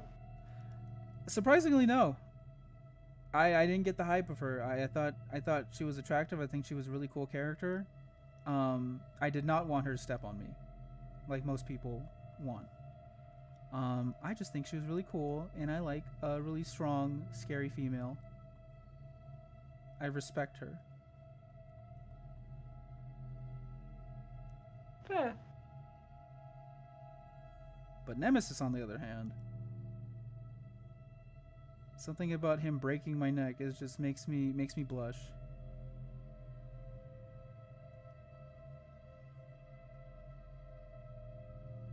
Makes you blush. I say. Can you guys give us some names of the creatures in the atmosphere? I think the only two that we can actually give you names for are the Stiltwalker and the Skulker, because those are public, right? Yep. Which are both like stalky enemies that follow you and wait for an opportune moment. And if you guys become a Patreon supporter, you'll find out the names as soon as they happen. Looks at audience.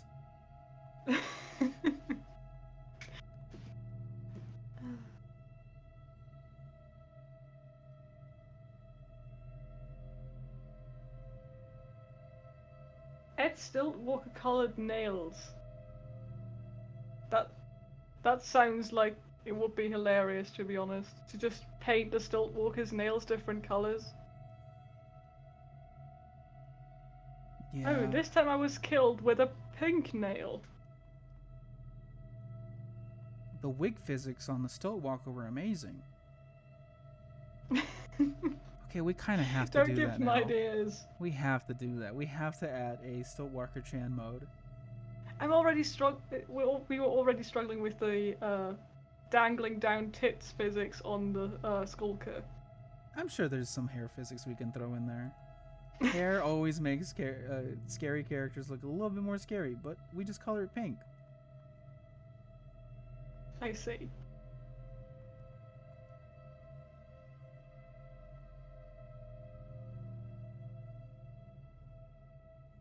Oh, you're talking about the 2019 gameplay trailer where Edwards gets impaled. That was 2019? Oh my god. That was the end of 2019, yeah. Such a It's ridiculous how long it's been, right? Yeah. Anyway, I can't guarantee that one will be in because it's an older design.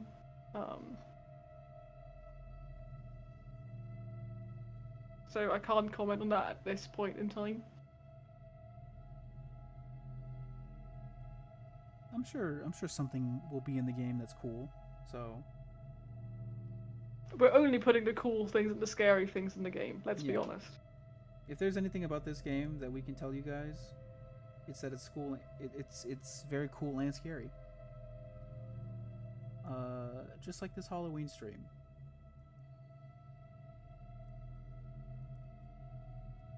I think it's more hot and scary depending, judging by your color choice. Nah, red means scary. So, it's very scary. I always found it neat that on like what colors stand for, red stands for both love and hate. I thought they like use it in like advertising to make you hungry. But I mean, maybe it- there's like different ones. There's like marketing there's, colors, like- and then there's Yeah, there's branding colors, there's like different psychological uses for it, but I'm talking about like flower language, color language, right? So Mhm. what they stand for, the values. Well, I Which red love. stands for aggressiveness and also for care. So like, if you're talking about, for example, the Red Cross, right, Makes uses sense. red in its branding, but also a lot of sports brands use red in their branding because they want to be aggressive and forward. Same for cars.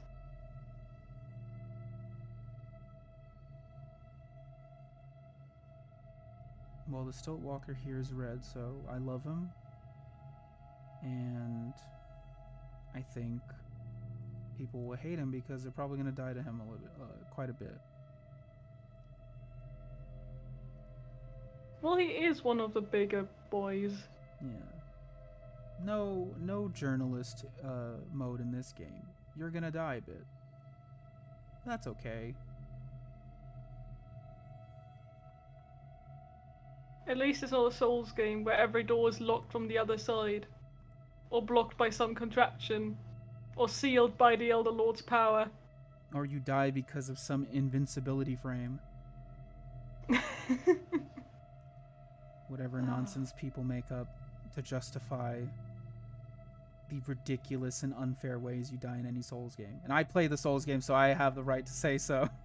I've played, like, I've quit everyone except Elden Ring. Elden Ring I actually played all the way through because of what you're describing. Because there's a difference between having to get good at a game and actually encountering stuff that makes you frustrated for different reasons, right? Mm-hmm. I can cope with not being really good at a game, but I can't really cope with, for example, hitboxes that are way bigger than the enemy, or glitching in the wrong direction while rolling when that keeps happening.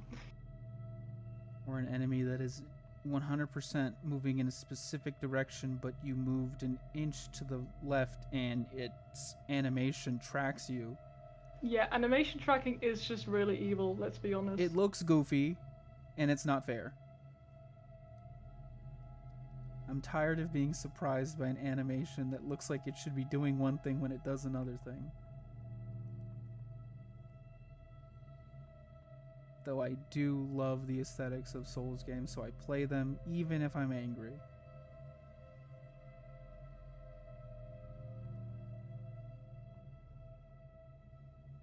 Because Bloodborne is definitely my favorite one.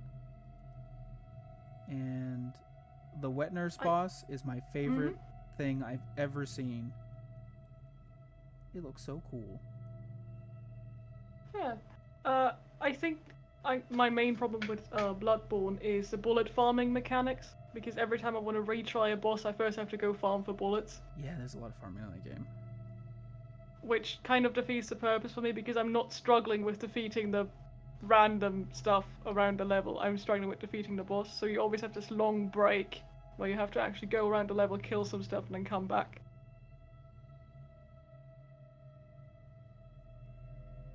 Which I really liked in Elden Ring, because they give you the stakes of Marika, right? So you can literally just jump in, murder the boss, or get killed by it, and then try and try again until you actually succeed.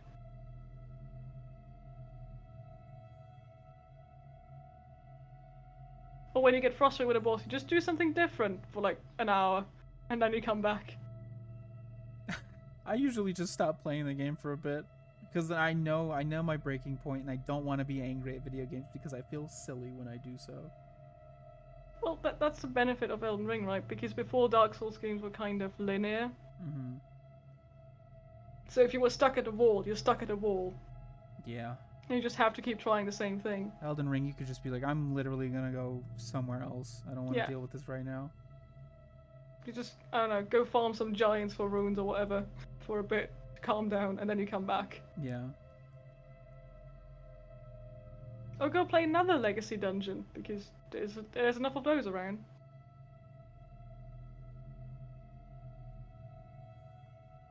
Sounds like someone has played a lot of Dark Souls too. Not that much, because I eventually just left it. A Souls-like game that's kind of like Dante's Inferno would probably be my favorite game to ever exist. And I really do like hell. You know what? I'm gonna make a hell game. I mean, black and red is just such a nice color combination. Beautiful color combination. And then when you throw in different colors and it's hell, people do backflips because they like that's cool. That's what Dante's Inferno did. A lot of the levels were red, but also a lot of them were different colors, like pink and green and brown and gold. All these beautiful colors that kind of represent each level you're in. And I think the last level was all like frozen, so it was like really blue and gray. And it's a nice contrast. I'm probably gonna have to play this game for Halloween. I'm just gonna sit here and go through my entire library and play a little bit of each horror game I have. Because all this horror talk makes me want to play them. I haven't actually decided on what I'm going to do for Halloween. We'll see. Maybe I'll drag something out of my game library that is extensive. You could play the Mortuary's Assistant. I've already played that one. Yeah, but like play it all the way through, and you get jump scared by a shadow or whatever other creature was in the game. Fair. I don't remember. I've actually been going back to Death Stranding lately, so... I finally beat that game, and I like it a lot. I thought I was going to hate it, but I ended up really, really, really liking the game. Yeah, I'm at the moment, again, at the stage where you just empty out all of the mule camps because you're obsessed with building roads, but... Yeah. Maybe I'll actually end up doing some of the more BT-centric missions. That's also close enough to Halloween, right? Yeah.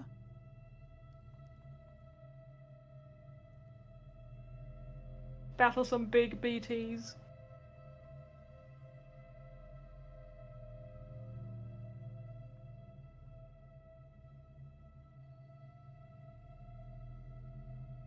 Was the Stiltwalker the first enemy we designed for the game? It was one of the first ones.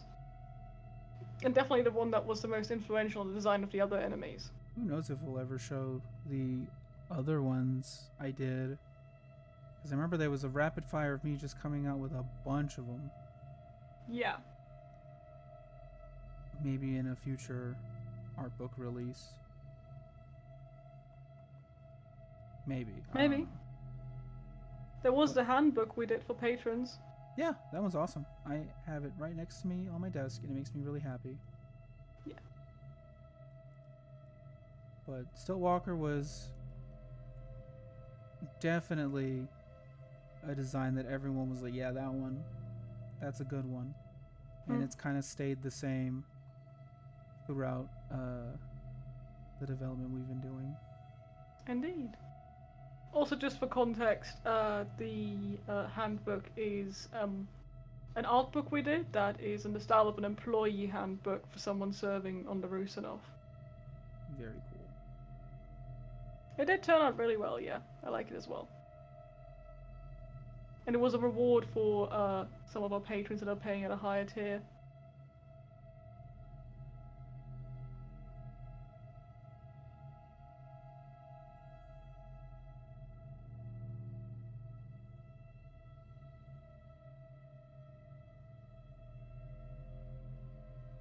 Have you had any enemies that you couldn't do for some reason? I don't think so yet, but that is because when we design an enemy, we usually consider their validity while designing them. So we usually have an idea of what we can and can't do because our team is so small. Everyone kind of knows each other's abilities and what we can actually do. It's not like someone's working in isolation, right?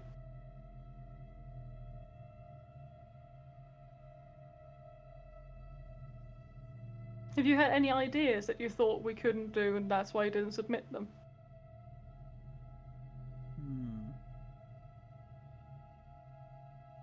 I think for me, when we were like just coming up with ideas, there was a couple that were just like really, really simple ideas, or at least just something thrown on the wall, and I did it anyway, just to see what would work. And I know a couple of them were like pretty out there from what we were trying to figure out what would work for the universe. There's a lot of fun ones. But just like any development process, you're going to have to cut some things out because they just don't work, even if they're really cool ideas. They just don't work for what we have in mind. Oh yeah, I do think we haven't encountered anything we couldn't do for technical reasons, I would say, but Yeah. like there's obvious designs that you come up with as a like initial idea and you're just like, this doesn't fit.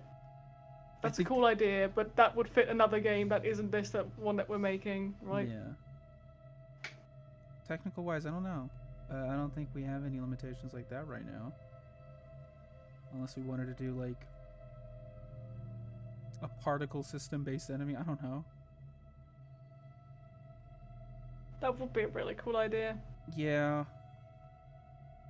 But it'd probably be a nightmare for performance. Be horrid. You can only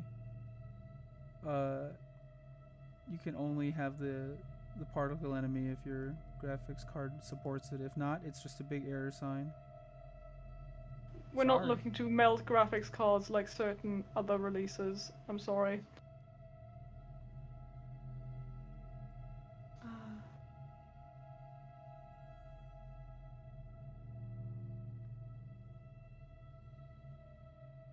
Enemies who were too difficult to deal with in the game. I don't think so. Like, they were referring to more to enemies that were too difficult to handle in gameplay. And I don't think we've had any that we came up with that couldn't be handled with the player's capabilities. But that's probably because, as I said before, pardon me, just yawning here. That's probably because we also have gameplay needs in mind when we design a character, right? Or a monster. Because you have an idea of what you want the gameplay to be, and the monsters kind of serve that need. So, with the Stilt Walker, for example, I'm just going like, I want something scary that chases the player and always stalks him. Great. I make that character and I design it. Or in this case, Omega designs it.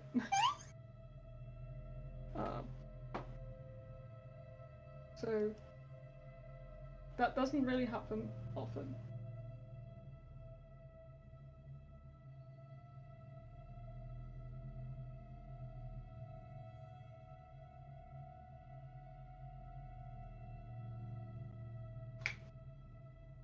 You're rendering this out quite well. Thank you. I don't want to spend too much time on it because then I'd just be rendering every single little tiny thing. But I'm trying to get a good enough spot where I can finally do the other parts of this poster. Or design. I won't say poster. I don't want people to think that this is going to be a poster. Good on you for being cautious.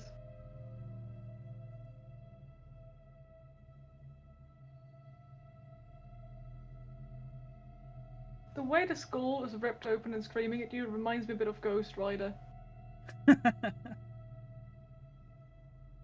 Like any of like those meme art things of just a screaming skeleton with two guns and it says "Mom, I wet the bed" or something. Those are some of my favorite memes. Because screaming skeletons are really cool.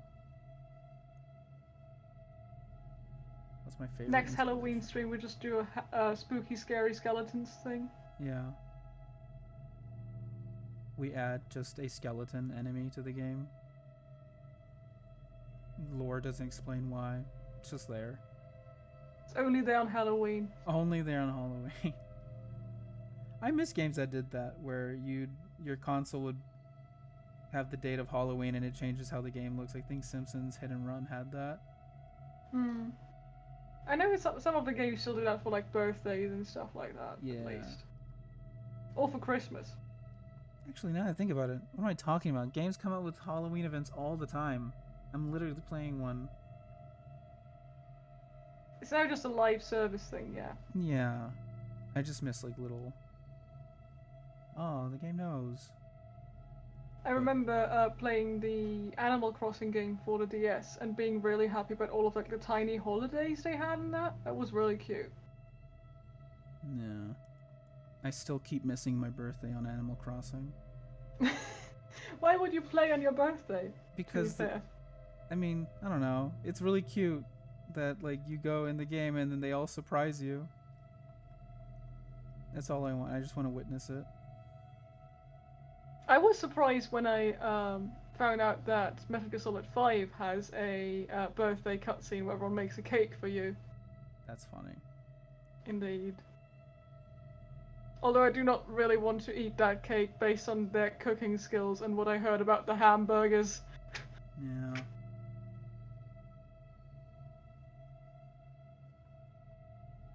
I can't put my trust into a bunch of oil rig type facility workers. Maybe they had a child soldiers bake it. Yeah. I don't trust that even more now. Well, there is this one codec conversation, also that tape between Code Talker and Kazuhiro Miller, where they talk about how to make the best hamburger. It's like a series of tapes. And they eventually arrive at basically adding as many additives and chemicals as possible to make it artificially taste the best, and that was the most American hamburger they could get. That tasted the best and as closest to the one from home as they could get it. Yeah. It was like, they did the same with the cake. I kind of don't want to eat it.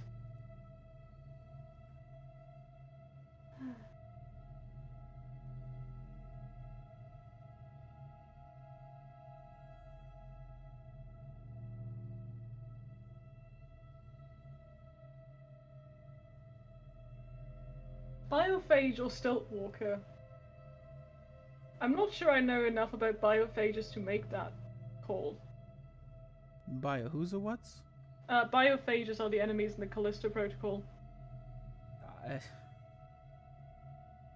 I haven't really seen a lot of it. Like, they did not really show gameplay too much, right? So, I don't feel equipped to judge anything yet.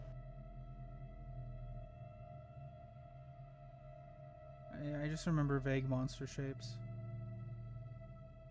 That's fair.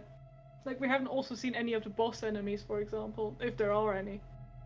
We've only seen the basic ones so far.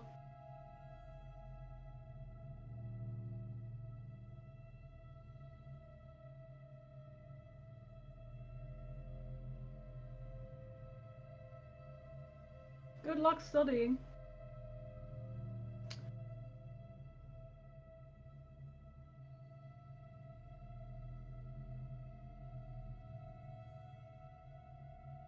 Yeah, so you're getting into this more of the like shading and actually adding the overall lighting stage now. Yeah. Because that was just one color I was working with. Hmm. And Going for a bit of a warmer light, I say. yeah. Like a cozy blanket. It's coming home. A Stiltwalker blanket. I wish that would be like a Stiltwalker hoodie would be really cool. I would buy that so quick. It's got little teeth on it, and the inside's red. Man. I can just see, like, you know those jackets you can zip up all the way to the top? That's basically the perfect design for that. Those were huge in like 2011 or something. I still have one of those with the skeleton design. I never wear it anymore. I had the skeleton Halloween, one also. I never wore it because I went to school and they did not want you wearing them zipped up all the way at school. No one ever cared at school, but I feel like I just grew out of that. Yeah. It was a bit gimmicky. But it's nice because it's a low effort Halloween costume because it can look like a skeleton without actually putting anything uncomfortable on. Exactly.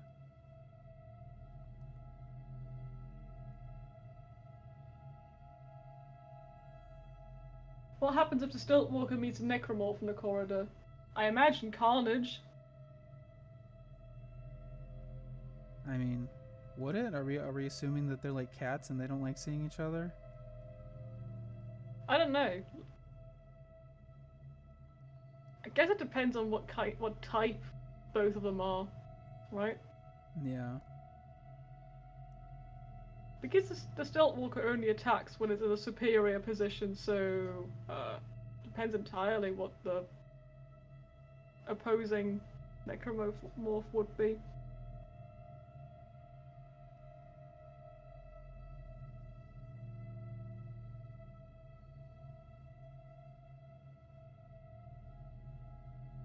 Although I kind of wanted to be Carnage. Yeah.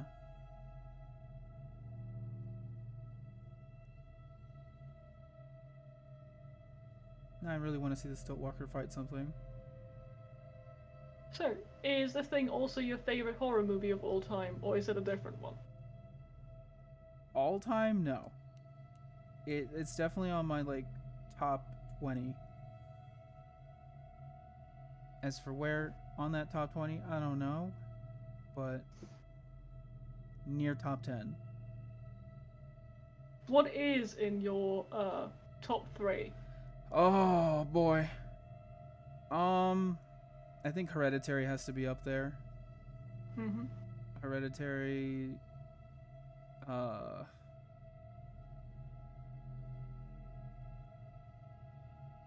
really like Mama, that Guillermo del Toro produced one. I like it a lot. I think it's a very sweet story, but at the same time, the ghost design is chef's kiss. One of my favorites.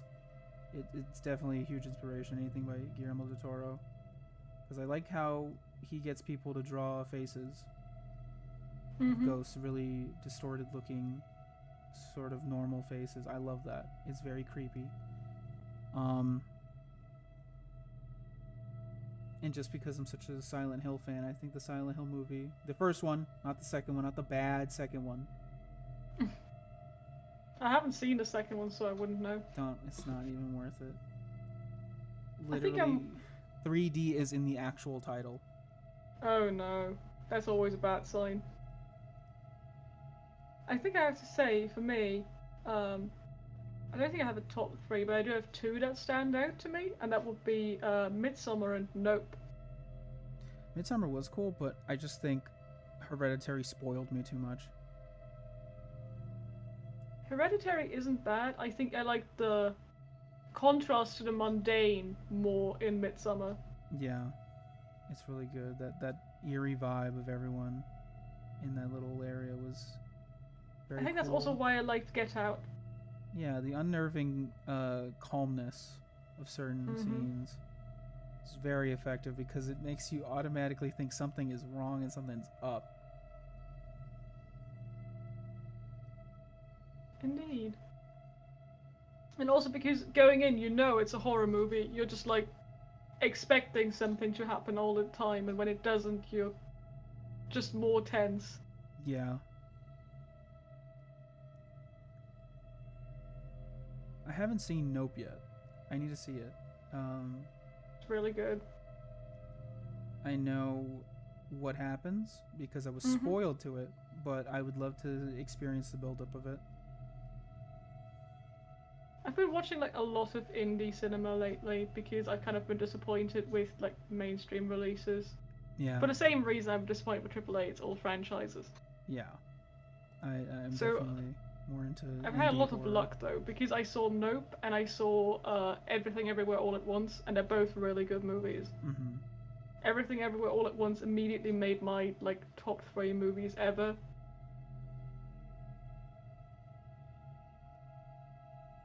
I still have yet to see it, and I've been recommended really it so many should. times.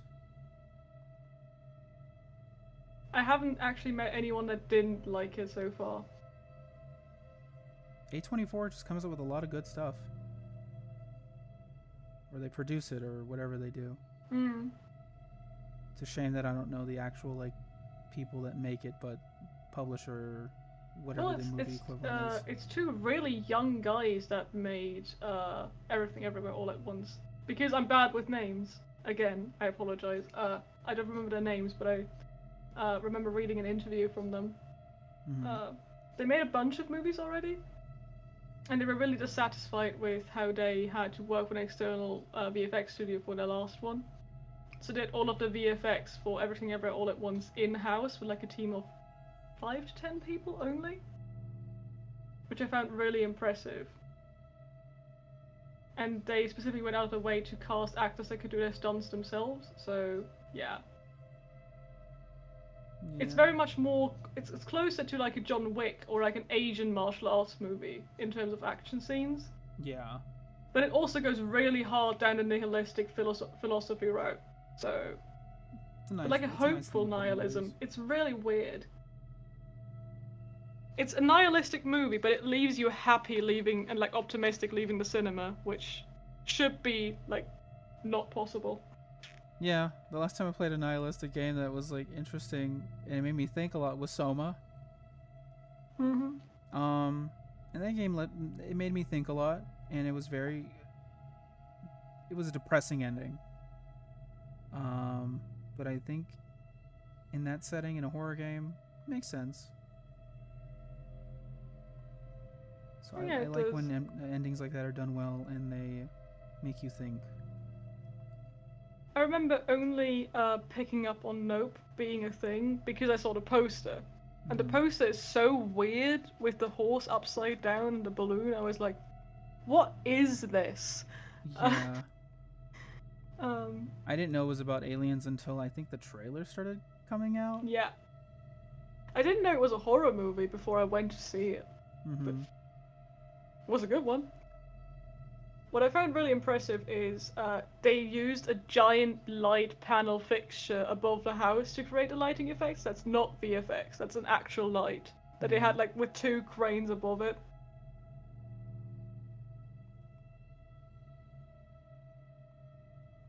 I remember seeing, I think, an interview with Jordan Peele talking about how it would be too expensive to light up the desert at night. So they did something really simple and it worked really well. Yeah. And I think that's why I just like indie stuff a lot more, because it's just really well done and very creative most of the time. And I appreciate that more than polish. Because if I'm having fun, I can overlook a lot of things and forgive a lot. I can forgive a lot in terms of visual quality, but it's a weird thing. So if the audio quality is bad, I will be gone immediately.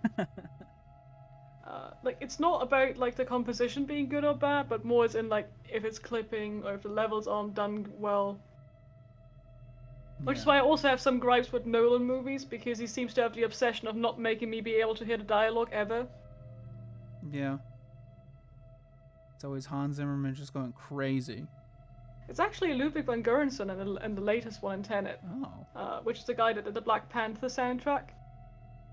For a second, I thought you meant Pink Panther, and I was like, that's weird, but I know what you're talking about now. So it's not the Pink Panther. He's a younger composer, and he has really good stuff. Like he's really good. But I thought it was Hans Zimmer at first too, until I looked it up, because he nailed the kind of style.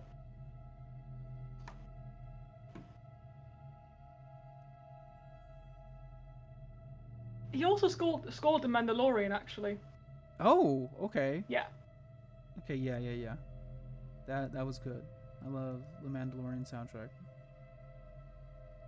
It's a very iconic one. I would not say I'm a fan of the soundtrack itself, but it's so recognizable that I respect it for what it is. I like that it's very cowboy themed, and it reflects what the show kind of is. It's just cowboy show. It kind of is like a villain of the week cowboy show, yeah. It's a bit like the first season of The Witcher, where you just get like your episodic TV drama thing that's a bit of a classic 80s vibe going on. Yeah.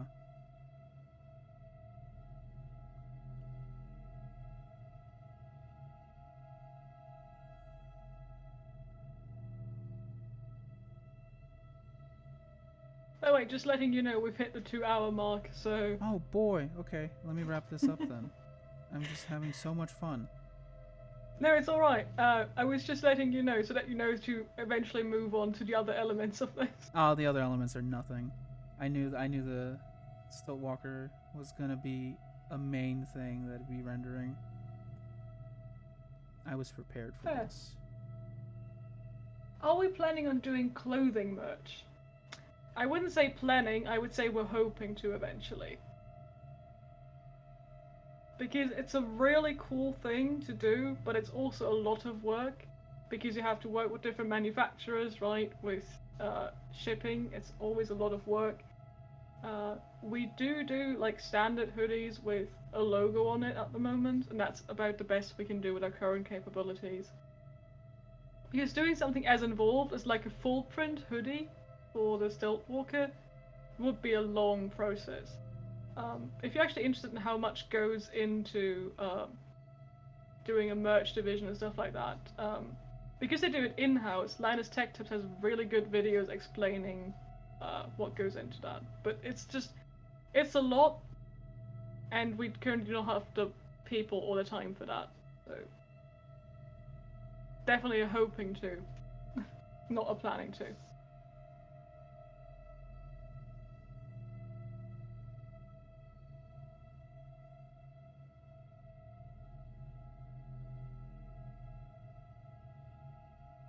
The artwork is looking nice, apparently, Omega. You're getting compliments from chat.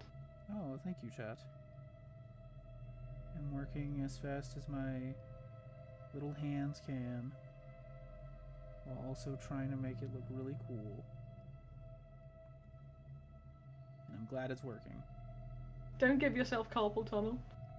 Oh no, I've actually been doing a lot of hand exercises that I am flabbergasted that are actually working, and I've not been dealing with a lot of carpal tunnel pain because of it. Because I just went on a whim on trying this specific exercise for my wrists and hands and fingers and all that. And I was ready for it to make it worse because I've seen people talk about it and they're like, don't do these exercises, they actually make it worse, or do these exercises, they're really good. So it's like, I don't know what to believe, and I don't want to take the risk of ruining my hand. But took the risk, paid off. I am very happy with how my wrist is not hurt, because boy, have I been drawing a lot more than I usually draw. And I do take the appropriate amount of breaks. Like after this, I don't think I'm going to draw today, only because I've been drawing for 2 hours straight. Give myself a little rest. Do some Sounds exercises. reasonable. Go out. Breathe in fresh air. Enjoy the pre-Halloween day. And I'll be going back to drawing my usual spooky stuff after. And look at that. Beautiful.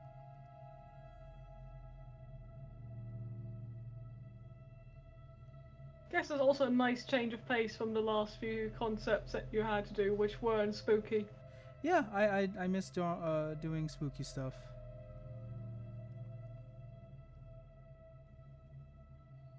But I'm happy to be doing any of it.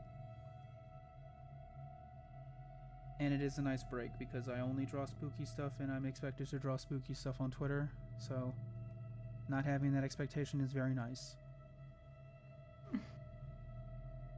It's very weird how Twitter kind of puts you into a corner very fast. Yeah, and I don't like that. So I most of the time just say, I don't want to do that, so I'm going to do something else. And people don't like it, but I like it. Fair. It doesn't do popular.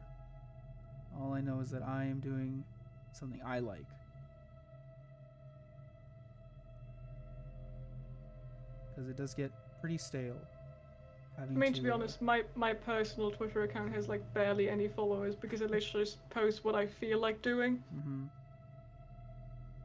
And that isn't like regularly updated either, so. Yeah, I think I'm just lucky. I've enough to do actually, like doing consistent content for our social media for Nave Atmosphere. Yeah. I was just lucky to have a somewhat patient audience. Fair. Nobody has been vocal about not liking me not doing horror all the time, so.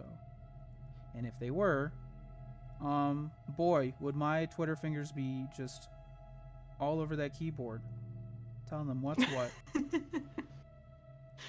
Because unless Looking they are forward to paying that controversy.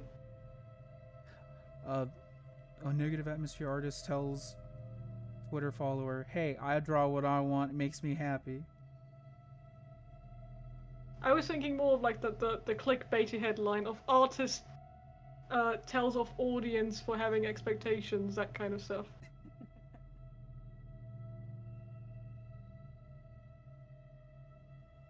Artist has own wants and needs? Question mark. I mean, you won't see my 2D work anywhere on my professional stuff anyway, so Twitter is where I dump that. Okay. I think that's a decent spot. I like the moistness. I love adding moistness to pieces. It makes it pop so well. It does. I can do that afterwards. I was going to add some effects to it, but I'd rather just wait.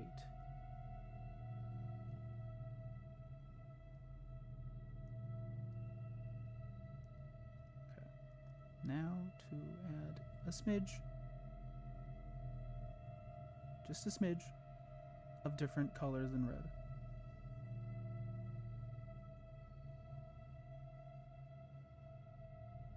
And it just looks like red.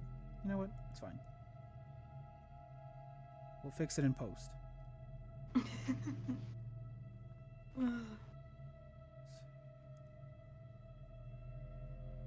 I tend to not actually grade anything in Photoshop anymore. I just, even my stills, if I can, and they're not too high res, because it doesn't support high vertical resolutions, I just drag everything into DaVinci Resolve. Mm-hmm. Because the color grading tools are just so good.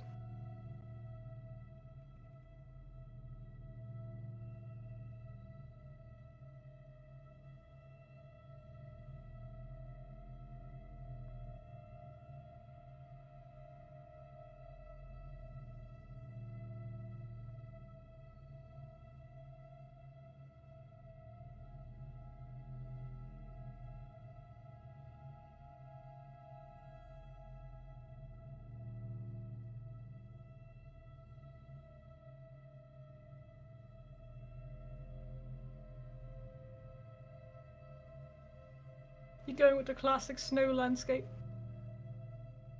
Going with the something that hopefully isn't too much like snow, but it is something.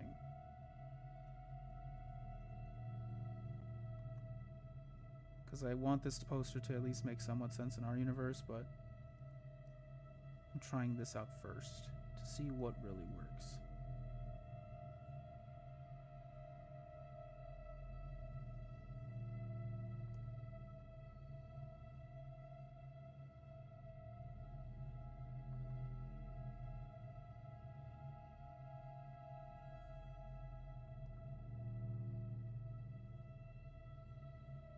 If the ship's too complicated, you could always go with a vial.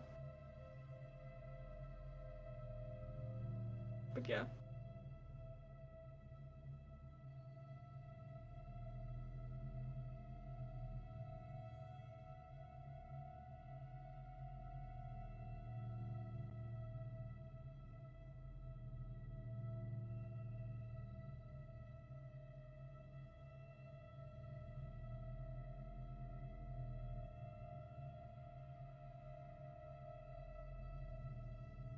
So, been using Twitter for years, never passed 300 followers.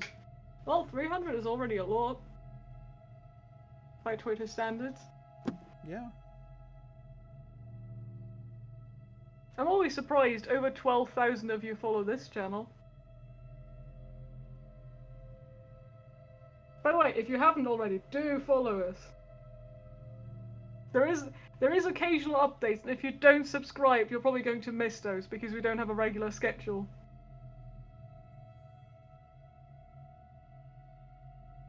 Kinda looks like he's having a beer keg in his hand right now.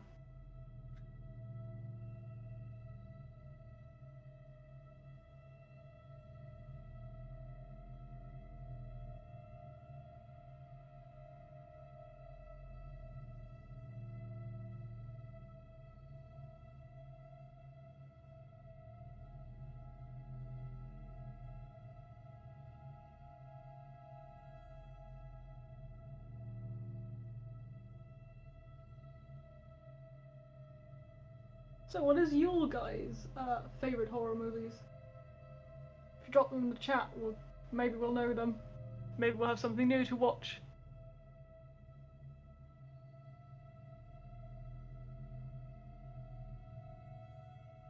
I just really like strong silhouettes in general. Yeah, because then you don't have to do anything other than just make sure the silhouette is done, and then you have something really strong. Yeah, it's also just very nice because if someone does a good silhouette, they know their proportions, they know how something, like, it's a very simple way of getting so much across.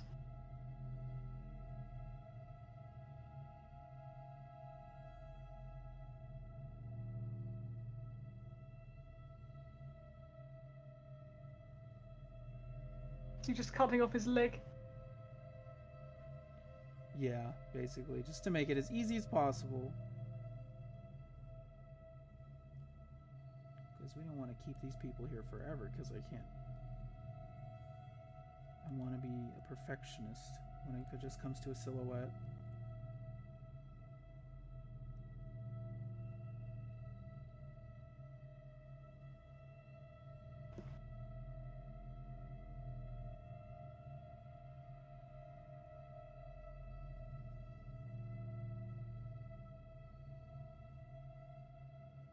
I was told yesterday that the promotional art I did for the stream, the one that's inspired by the Alien poster, Mm-hmm. that looks like a Monster Energy commercial. It looks like something that Wacom uses. Yeah, before I actually added all of the elements to it, it looked a bit like an Xbox commercial because of the like white and green as well.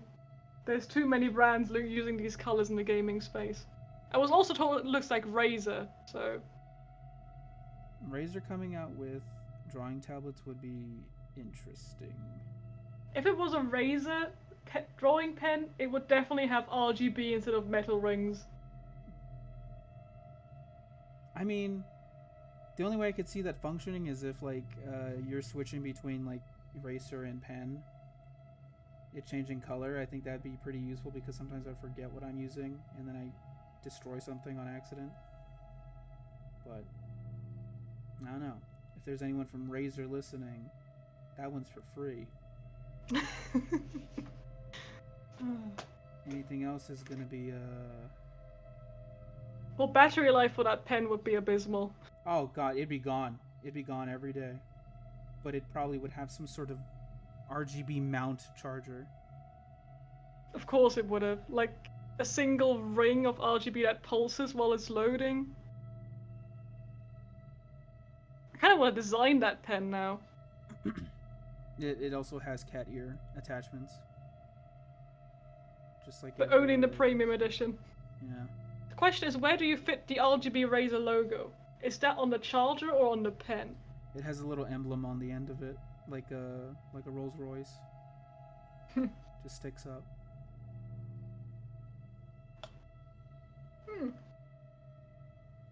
So, we've got the first suggestions, which is Birdemic. Birdemic? I would say that's more splatter than actual horror.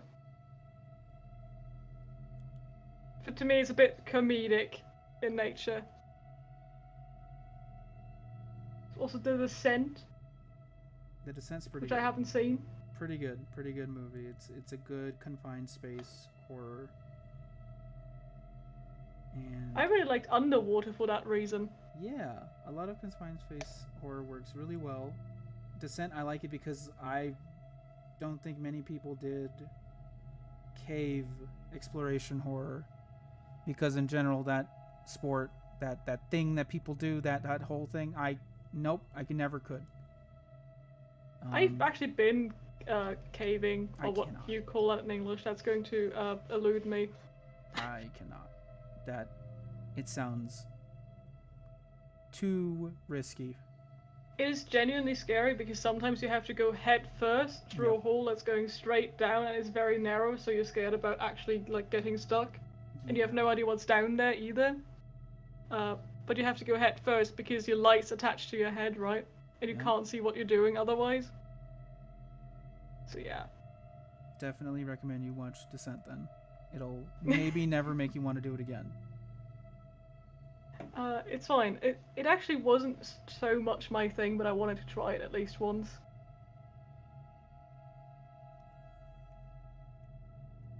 Texas Chainsaw Massacre. I mean, that's just a classic. Yeah, it's a classic. Although for me, it also kind of fell flat a bit in terms of being scary. Yeah, it's more of a thriller. Yeah, I'd say so. I would say a lot of slashers are thrillers, especially old ones. I think it was hard for them to nail certain scary things that happened. I rewatched Halloween recently. The original one. Mm-hmm. And I would say there was only one scene that was like actually like, oh, that's pretty good. I'm sure that'd be really scary if I saw that for the first time ever in 1973 or whatever. Mm-hmm. And that's the scene where Laurie Strode is like in the house and she backs up into a corner and she's like crying a little bit, and then out of the darkness you see Michael Myers appear out of the shadow, and I think they tried simulating what someone's eyes would look like adjusting to darkness, and it's a really well done scene. There. It's definitely my favorite. If you're accepting suggestions, you could try moving the entire snow landscape with Edwards down a bit, because I think that would benefit the entire composition of the frame. True. Yeah, I can see that. The one thing that always surprised me is the sheer number of Headless Horseman Easter eggs in different video games. There are? Oh yeah? Like, even in games like Assassin's Creed 3 or Skyrim, they're everywhere. Huh.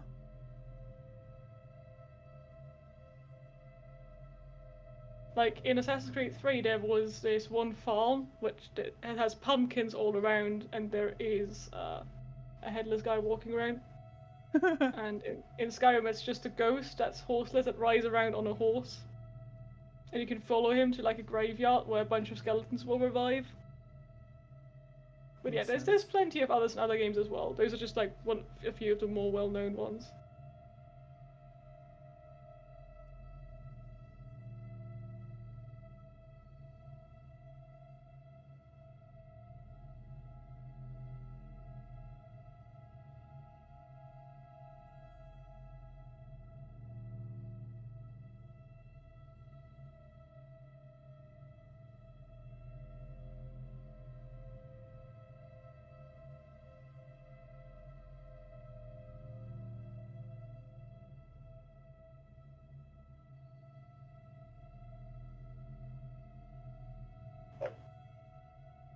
I recently saw Black Phone.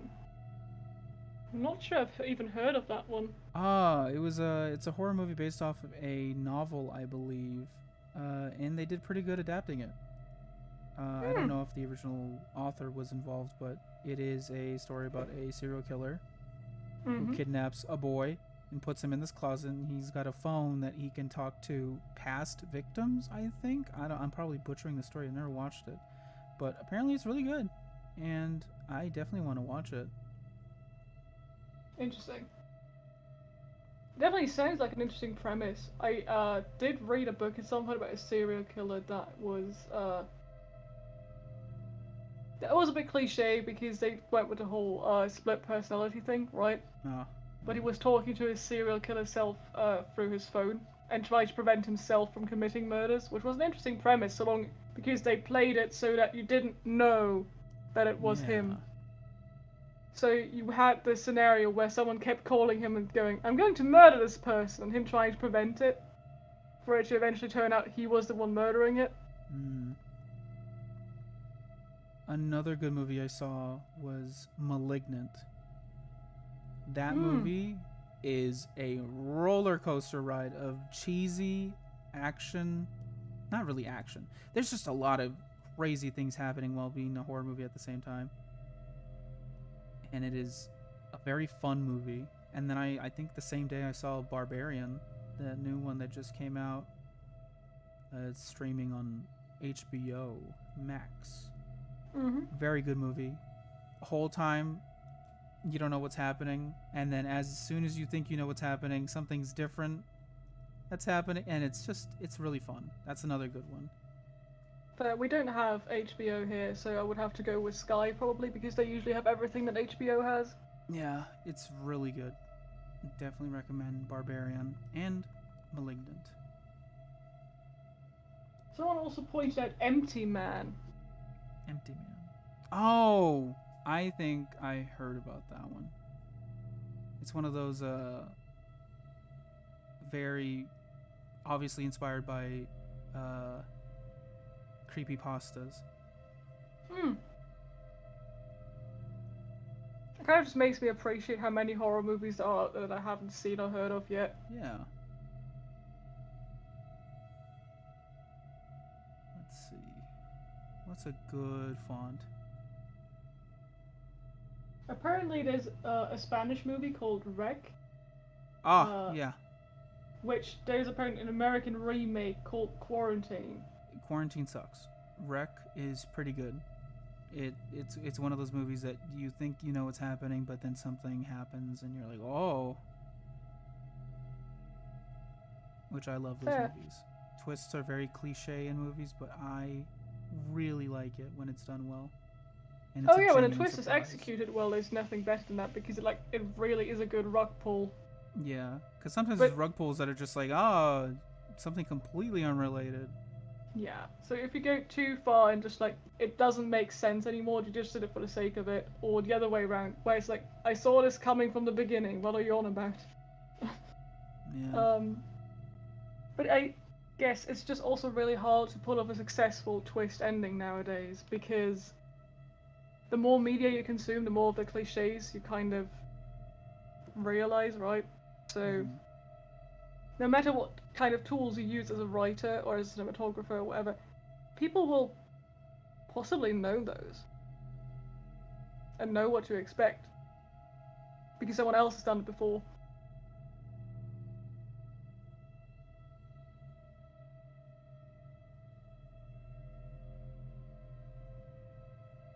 Ah, I see you at the title stage now. Yes.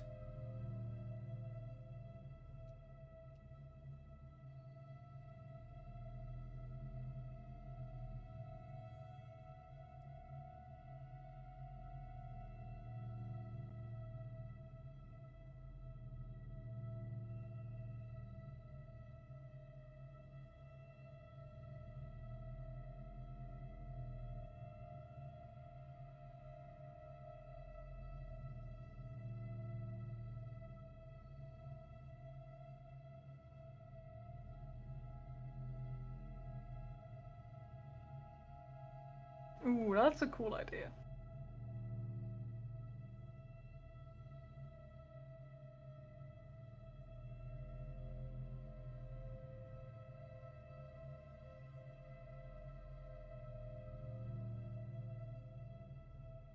I'm digging it. You also designed the title. Oh yeah. I mean, yes, it's kind of evolved now. Like, as everything, it changes, right? Yeah. But I think you were the one that did the original design. I think the original thing we had was very simple and minimalist, and then we went with this font, which I like. It's very clunky. Yeah, we had a bunch of designs, and like we all submitted our own stuff because there's a we're all artists to some degree, right? Yeah. But we went with this one in the end. And this is the text logo only as well. Do you remember who did the final logo for the helmet? Yeah, that was me also, because I think we had an artist on our team that isn't on it anymore do something, and I changed it a bit here and there as a suggestion, and I think everyone was happy with what I came up with. And since then, Yeah, it's I been the think that same. was the case too.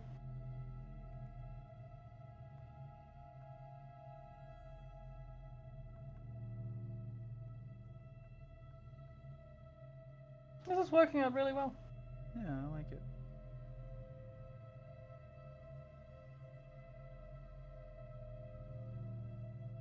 It's just bad boy going up with a merch store too. As I mentioned before, to another one that asked that question, because this is technically considered fan art, we will have to figure out stuff around intellectual property rights, and I can't promise anything, but we'll let you know if it does.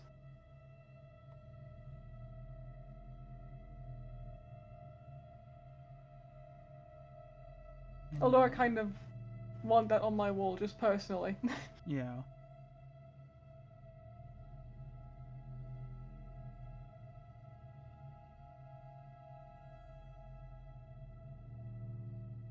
But wait, did you know that the base that they filmed in for Alaska is just the American base?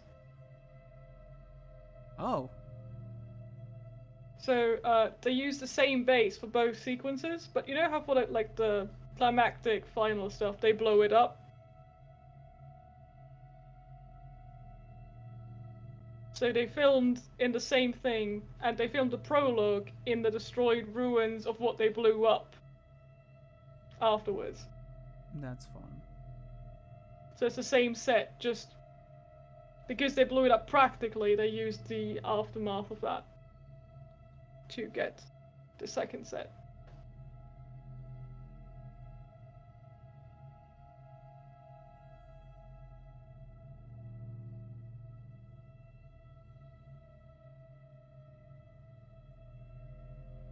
What was our tagline again?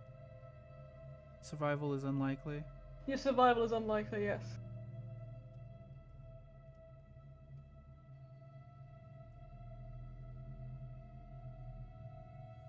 That's too big. It's gotta be really simple, really.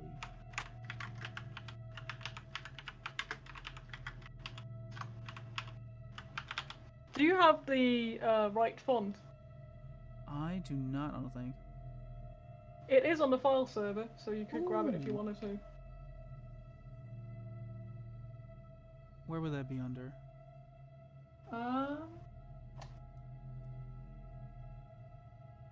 It would be under resources, and then there's fonts.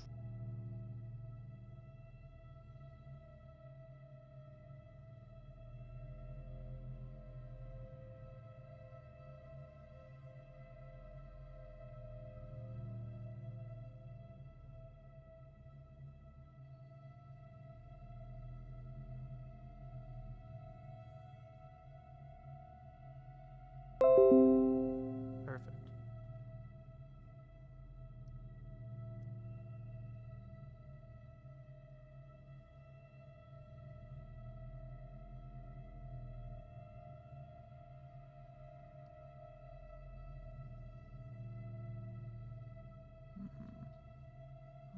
I guess I'll use one of the bold ones. So yeah, if you're going with the classic tagline, it's your survival is ... unlikely. Okay. Like, it's the ... is always in there. Yeah.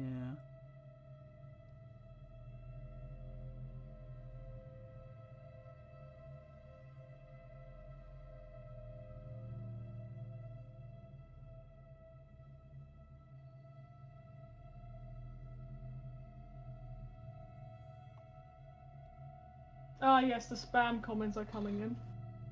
Hot girls here. Oh, okay.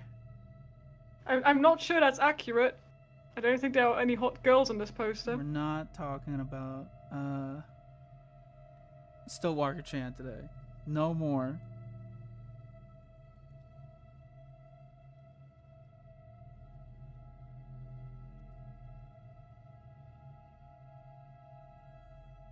Oh, I can report them right out of here. That's nice. Perfect. And report.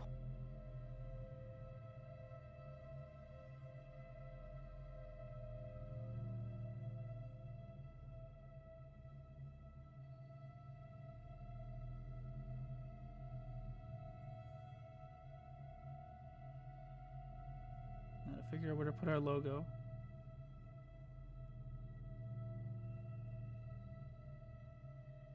Nice.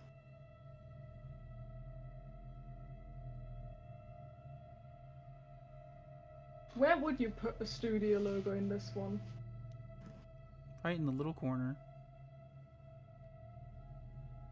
Well, usually they don't have logos on these, they have text logos, so you would have only the sun scorched without the pineapple, True. usually. But the pineapple is so iconic. Indeed it is. Next poster will just be a pineapple. Okay, yeah. A really cool rendered, fully done sun scorched logo with an actual pineapple sticking out would be kind of cool.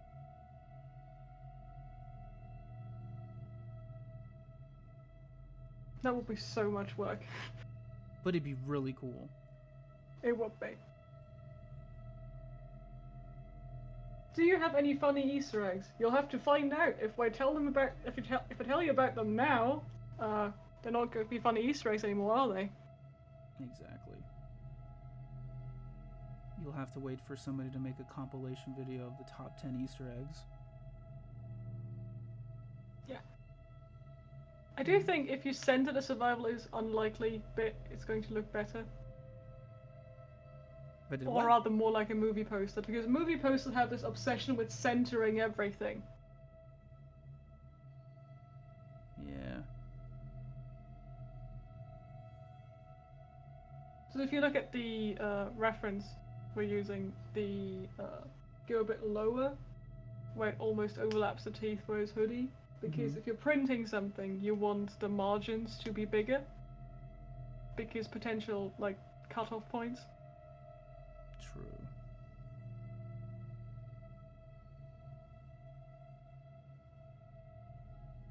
What about down there? But yeah, ironically, having everything centered is usually not good design practice, but on a movie poster, it's considered good. Yeah, I think it looks good up there. Just needs space to breathe on top of it. Let's see, we'll move negative atmosphere up a smidge.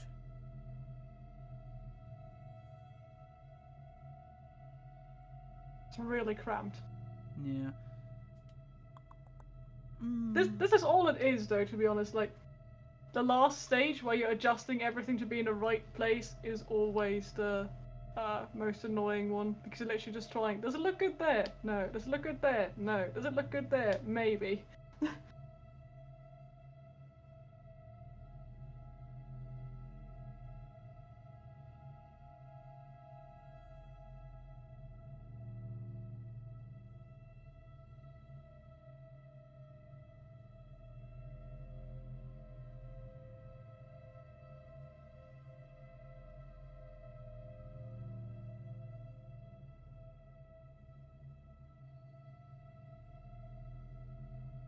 To be fair, we can always fine-tune it once the stream is over, still. Yeah, if we actually wanted to do something with it.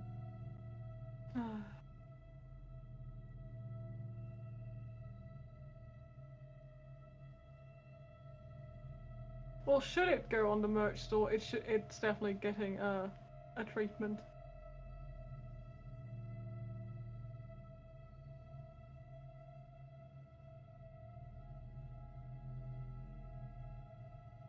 Yeah, it's looking great.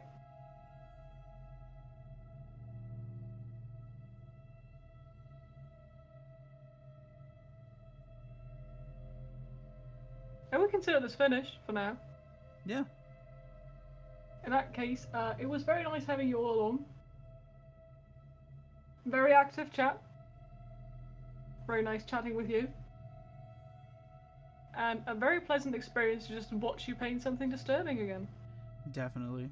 It's fun drawing spooky stuff all over. Great. In that case, I will say goodbye here. Enjoy Halloween. Happy Halloween. Stay safe. Stay spooky. Indeed.